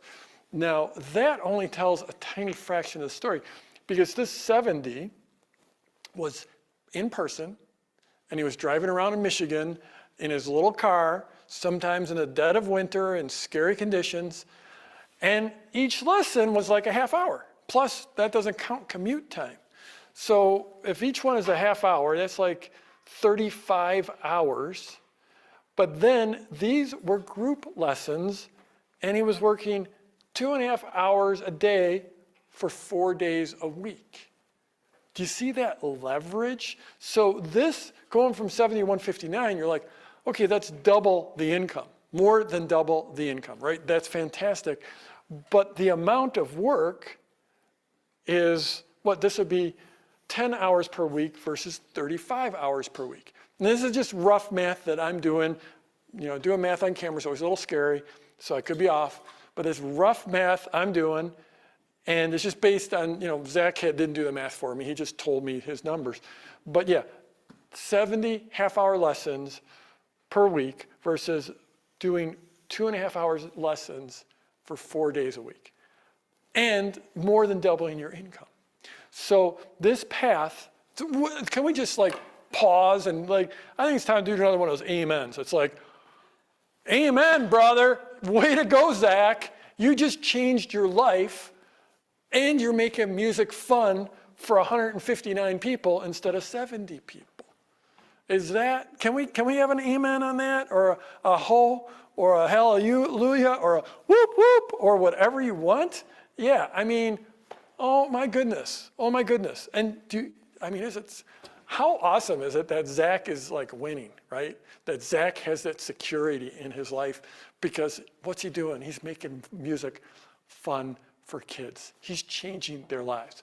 Now, one thing I really want to highlight here, this is important for a lot of you, is he went from one-on-one to one-to-many.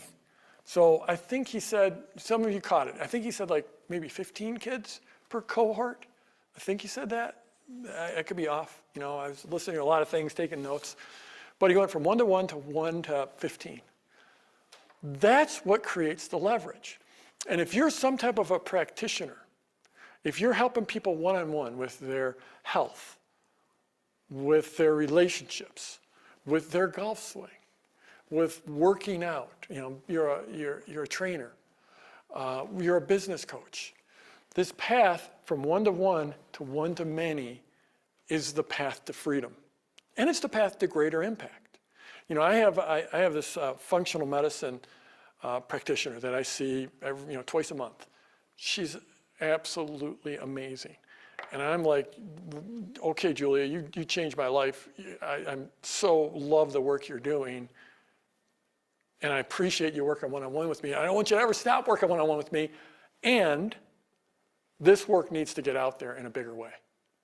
Because I've never heard anything like this before. And so she started creating courses. She started doing workshops. She started doing weekends. That's how you go from 1-to-1 to 1-to-many. So this is a well-trodden path.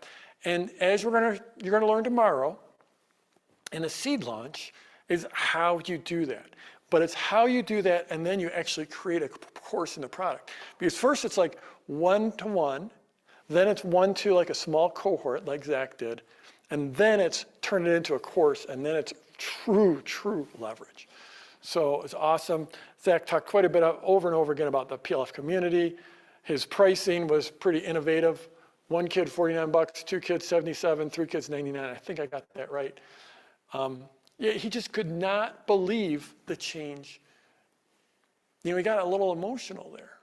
It's the biggest change for me is emotional. It's being able to be home with my son. It's being able to homeschool my son. It's not driving all around in the dead of winter, in the Michigan winters. I grew up in Michigan. I know what Michigan winters are like. He could sleep at night. Knowing that he had a secure income. And then, let's see.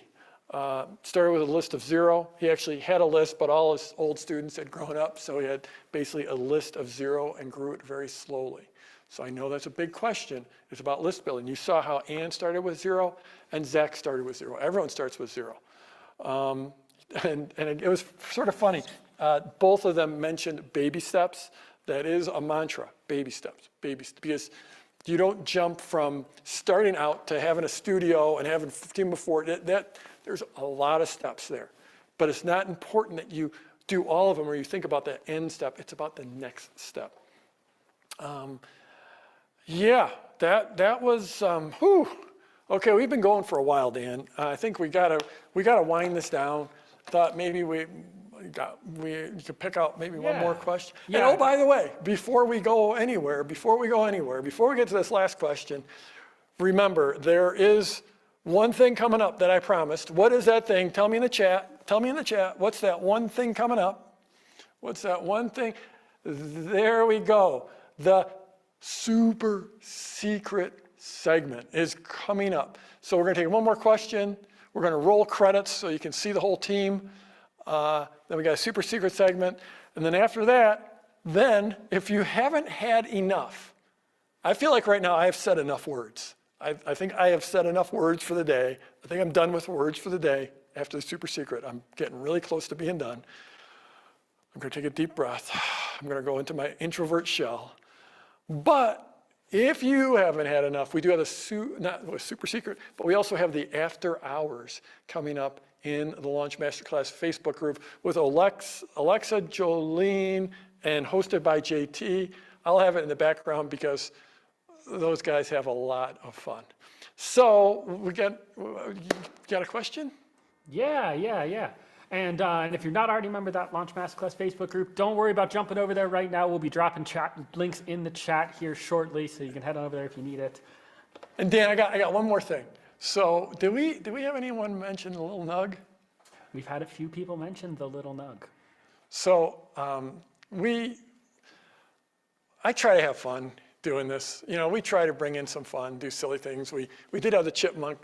Did we actually catch the chipmunk on camera, or did we miss the chipmunk? We missed the chipmunk live. Okay. So we have fun. I try to have bring a little levity because, like, you know, when you're building this and this, you're creating your own universe of your own people. And if I'm creating my own universe, my own business, my own movement, I like to have fun. I want to have fun. So we do silly things like the squirrel cam, which just happened by accident once because, you know, right there, there's a big window. It was right in my vision. You know, so when I'm looking at the camera, there's no way I cannot also see what's on the deck, like what you're seeing right now. And so one time we had a squirrel show up, and it was just playing and playing and playing. I'm trying to pay attention to the camera, and the squirrel's just playing and playing and playing. So we leaned into it, and that's why we have a squirrel cam. And that was, I don't know, 4 or 5 years ago. Some of you were here.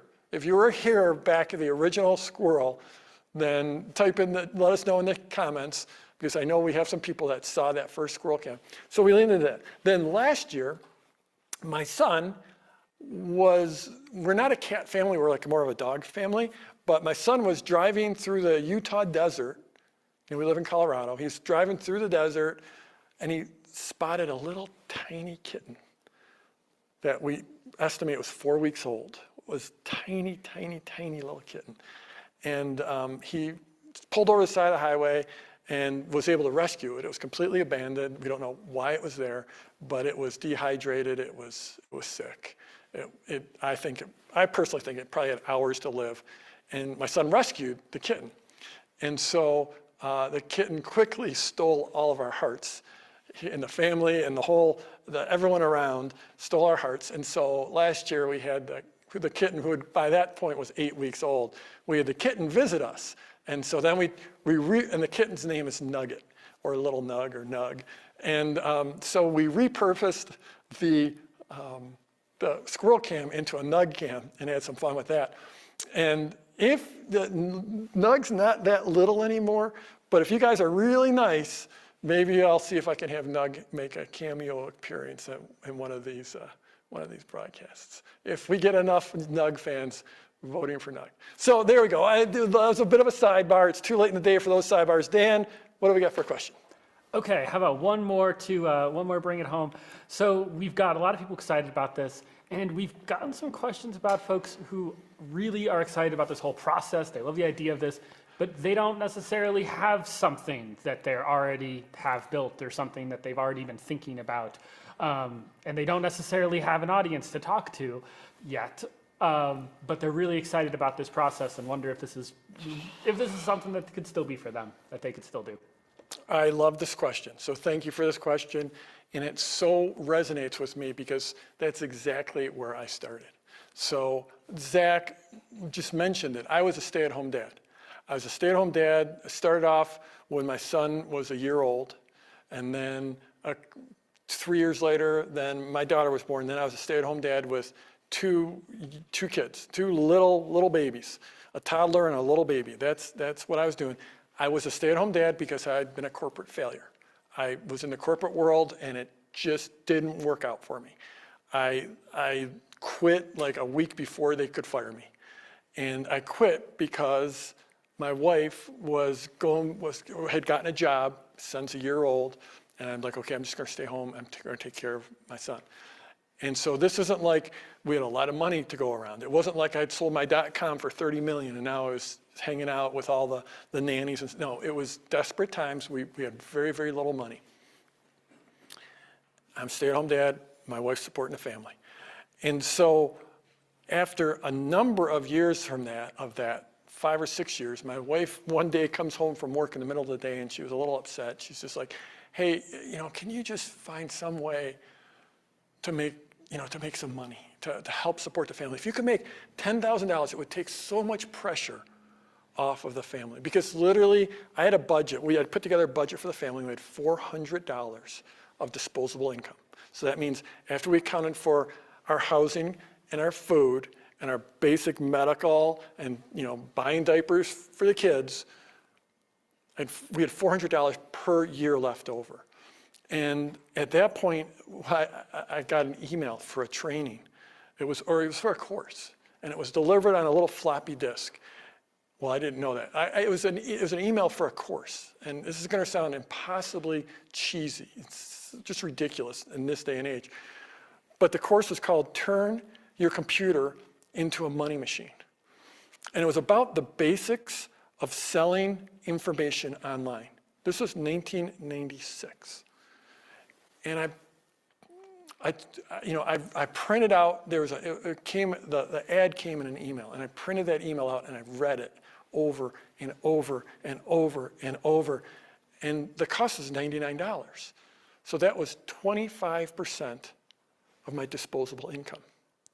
And I was like, oh my gosh, I don't know, that's so much money. 25% of our yearly disposable income. But I was like, it made so much sense. I knew the publishing industry had been around for 100 years. I knew, obviously, people were making money if people had been publishing stuff. And I could just see that publishing online was going to be the next thing. It was just clear as day it was actually 1995 when I bought that. I wrote up the check, I sent the check away. I didn't tell my wife Mary about it because I was scared and I was embarrassed. Scared of what she would say, scared that she would be mad at me. I was embarrassed that I found myself in this situation where I had made no income for 6 years. I wasn't supporting the family. And it was like, oh. But I sent away that check and I got the floppy disk back. It was on a 3.5-inch floppy disk. Some of you remember what that is. And it might have had a cheesy name, a silly name, "Turn Your Computer into a Money Machine." But it was actually a really good training on the basics of the information business, what I like to now call the wisdom business, but the information business is the business of selling training. This was before online courses, but it's essentially that business. It was before selling membership sites, but it was essentially that business. And it was the basics of that. The basics of that. And so I had that training. I was like, oh, this is amazing. I could see it. I could see my future was creating some kind of a business, some kind of an online business. This was before the internet was really a thing. This was how to sell on CompuServe and AOL and Genie, if any of you remember those things. So I know this is a big, long history lesson, but here's the point, is I had that training, and I would go to bed every night, and I would lay in bed, and I would say, it makes so much sense, but I don't have a product. I don't have a following. I don't have a niche. I don't know what to do. And then I would wake up the next morning, and remember I told you I was passionate about the stock market, and I had learned a lot about the stock market? Well, what I would do is I would take care of the kids all day. Whenever the kids could get them down for a nap, that was like the holy grail, was to try to get them down for a nap both at the same time. I would study the stock market. I was literally going and reading the Wall Street Journal from 100 years ago and reading what happened in the stock market 100 years ago and then working my way. I was obsessed with it. So I'm obsessed with the stock market, learning. I knew so much about the stock market. So then that night when I went to bed, I would lay down and I would say, oh, that I'm going to be a great trader. I'm going to become a great stock market trader, but first I got to start this online business, but what could I teach? What could I teach? What could I teach? What would people want to learn from me? I'd go and I'd fall asleep. Next day I'd get up, take care of the kids all day, try to get them down for a nap, study the market obsessively, crazy obsessively. Then I'd go to bed and I'd lay in bed and say, what could I teach? What could I teach? What could I teach? Groundhog Day, same thing, day after day after day after day. Do you see where I'm going here? Do you see this pattern? Does this make sense? I'm going to read the comments and see if this makes sense, if you know what I'm talking about. If you know what I'm talking about, if you see where I'm going with this story, if you see where I'm going. It was right in front of me. I didn't, what it would actually be wasn't in front of me. What the course would be, what the product would be, I didn't know what that was. That wasn't in front of me. The list wasn't in front of me. But finally one day I was like, the stock market, investing in mutual funds is gonna be my thing. And that's the day, well, it's not really the day, that makes it sound too easy, but that's when I knew I was gonna start this newsletter. And I started publishing that newsletter. I already told you that story. 17 people it went out to, then the next one, 29 people. Then I started getting people joining my list that I didn't know. That's, Ann talked about that. When people start actually joining your list that you don't know. And then they started writing back to me. And they started telling me about their problems, their needs. I started to get to know them. And then I realized what the product would be. So what I'm saying is that many of you watch this, you've already got a business. And doing this sideways sales ladder is just like, you're probably going to have,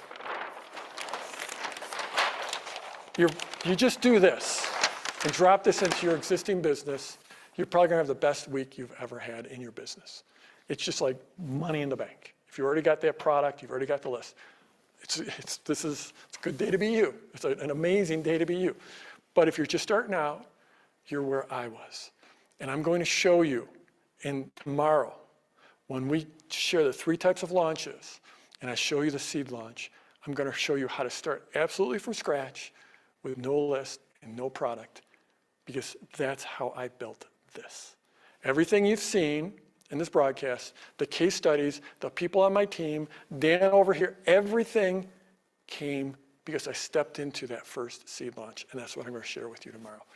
You can do this. It's a well-trodden path. I'm going to be showing, I've already shown you a couple people that started with 0, Ann and Zach, but those are only a couple of them. You can do this. You've got this. And we're going to see you tomorrow with the 3 types of launches.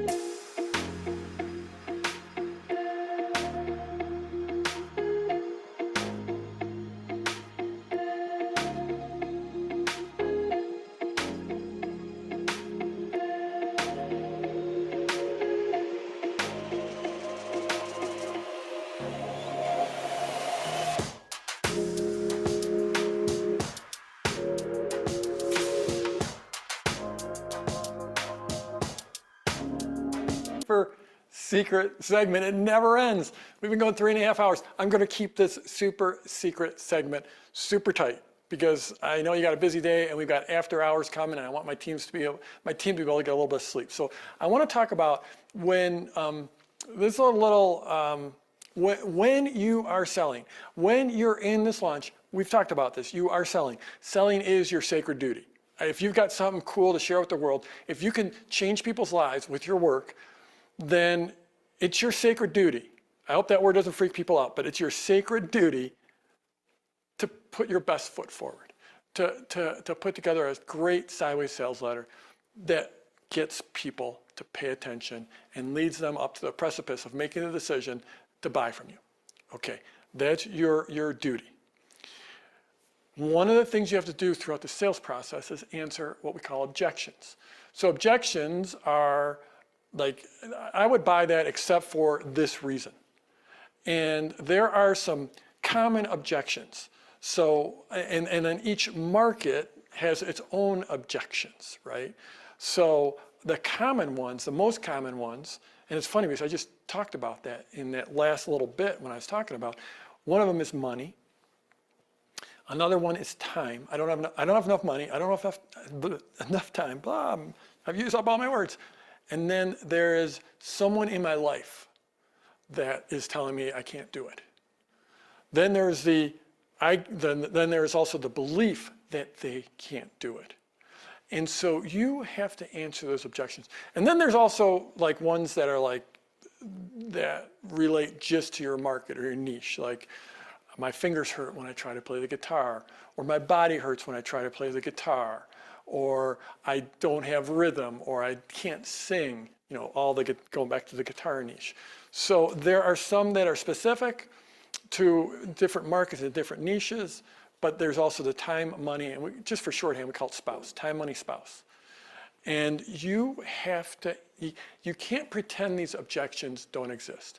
You actually have to answer these objections. And the beautiful thing with the sideways sales letter, it gives you the time and the space to answer those objections. So if people are like, I don't have enough money, you just haven't established the value exchange. Because none of this is about magic. It's not a magic trick to get people to pull out their wallet and give you money. It's about establishing the value you can create in their life if they give you a certain amount of money. I like to think of it 10x. If people give me $2,000, I want them to get $20,000 in value. That's my goal, right? That is my goal. So that the time one is about, it's about priorities. It's like if you say you don't have time to learn the guitar, then you're not making it a priority in your life. Now, that's okay. Lots of people are not going to make playing the guitar a priority. But I've shown you the opportunity, I've shown you how you can learn a repertoire, and if learning a repertoire is a priority in your life, then you're going to find the time. You're going to make the time. And then the spouse one is an interesting one. Like for me, when I eventually did tell Mary about that I bought that course, I'm just blessed because she has been so supportive every step of the way in this business. And there have been some crazy times. There have been some times where maybe it didn't look like it was going to work, but she's been supportive every step of the way. So I was lucky there, but not everyone's got those spousal issues. Or not everyone's got the spousal support or the family support or the friend support.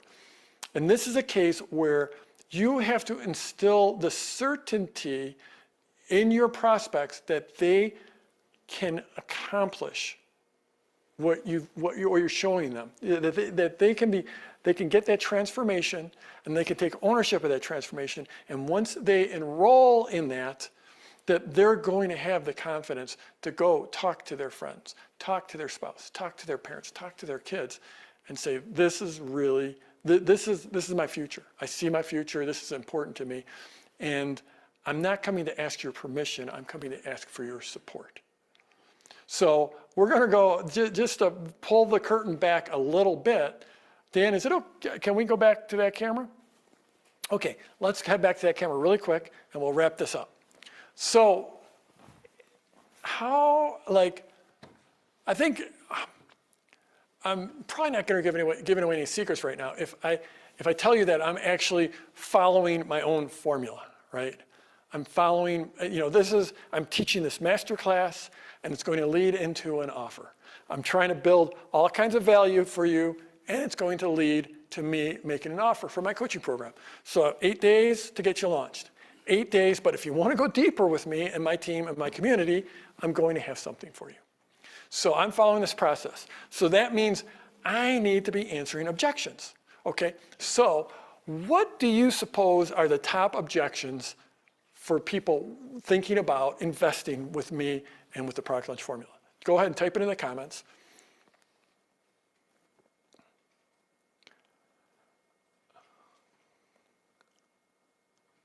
Okay, so David, I don't know if this will work for me.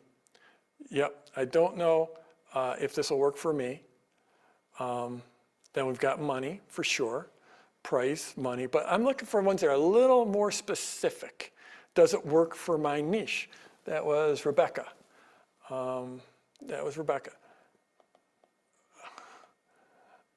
Money with a potential global crisis coming. So, okay, that's a good one. Yep. Is it worth it? Okay, I don't have a list. I don't know where to start. Guarantee worries. That's an interesting one. What's included in the course? That's not an objection. That's like a question. That's not an objection. I've tried others and it was a lie. Okay. Will I get the support I need? Return on investment. Skill set. Yeah, so this is super, super interesting. So let's take these one at a time. So I see the no list showing up. Okay. Did I talk about not having a list? Did I talk about that objection? The objection of I don't have a list. Did I talk about that? Kelly said not really. Then you were not, sorry Kelly, you just were not paying attention. It's just, I just told you a story. You know, it took 5 minutes to tell you a story of Mr. Mom, stay-at-home dad, who had nothing going on. And I built up my list from there. We shared with you Zach Tolan, who started with 0 list and built up his list and did his $11,000 launch, $11,000 per month launch. We told you, share the story of Anne La Follette, who started with 0 people on her list, talking to the green dot. Only her cousin was paying attention, and she built up this business that did $100,000, almost $100,000 in her first full year, right? Then at the end, what was I talking about? I was talking about how tomorrow we're going to go into more into the list building mechanics and the seed launch, which is where you start with nothing. Okay. Then let's see. There was, I can't sell. I can't sell. How did I answer that objection? How did I answer the I can't sell objection? How did I answer the Boy Scouts donut story? That's Rebecca. You're on it. You're on it, Rebecca.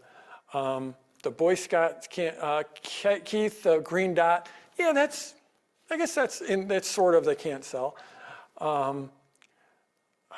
Liz, how I was talking about bringing value to the community. Absolutely.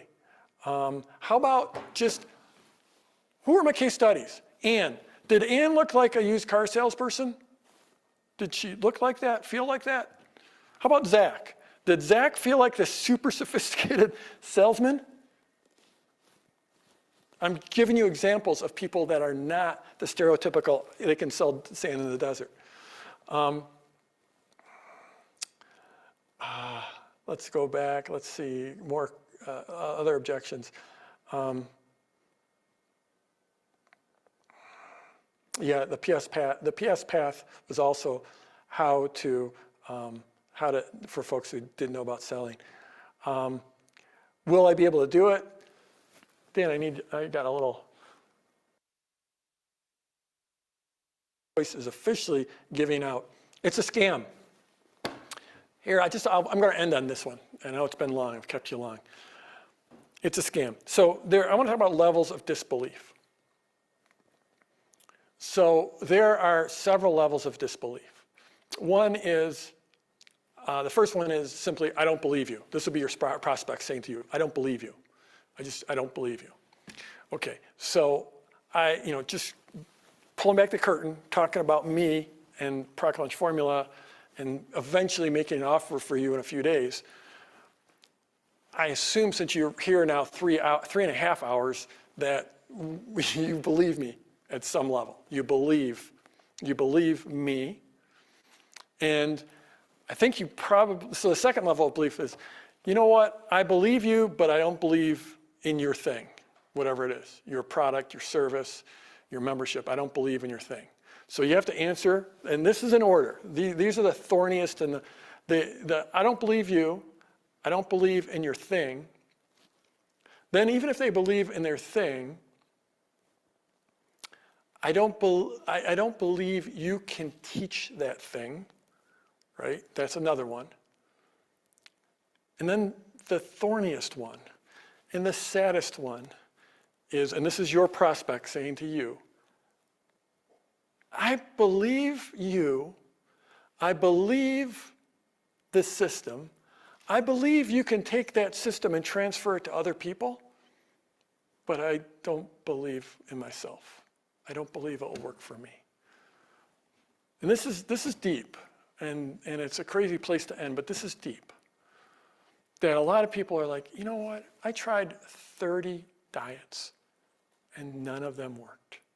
And I believe you, and I believe your diet, and I believe you've gotten results for other people with your diet, but it's just not going to work for me because I'm a failure at diets. I'm a failure at losing weight. You know what? I believe you, and I believe the system to quit smoking. And I can see you've helped so many people, but I've tried so many ways and so many times to quit smoking, and none of it works. I don't believe in myself. I don't believe I can take your work and make myself successful with that.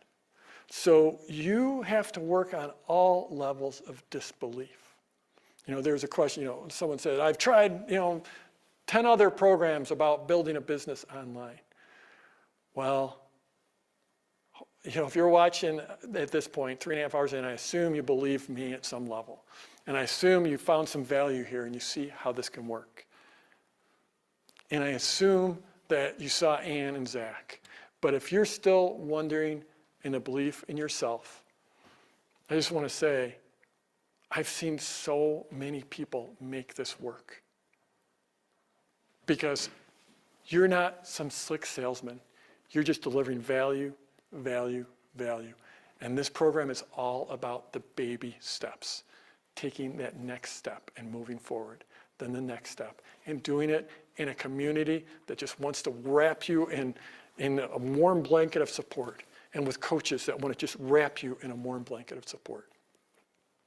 So that's our super secret segment. Thanks for sticking in with me. Final reminder, we are going to have after hours with a couple of our coaches and JT in the Facebook group, and then I'll be back tomorrow to teach the 3 primary types of launches, including the seed launch, which is how I started with nothing, and how so many of our students have started with nothing and built a business. So I will see you then. Thanks for tuning in. Thanks for your support in the comments. There's so much energy in those comments. I super appreciate it. You're awesome.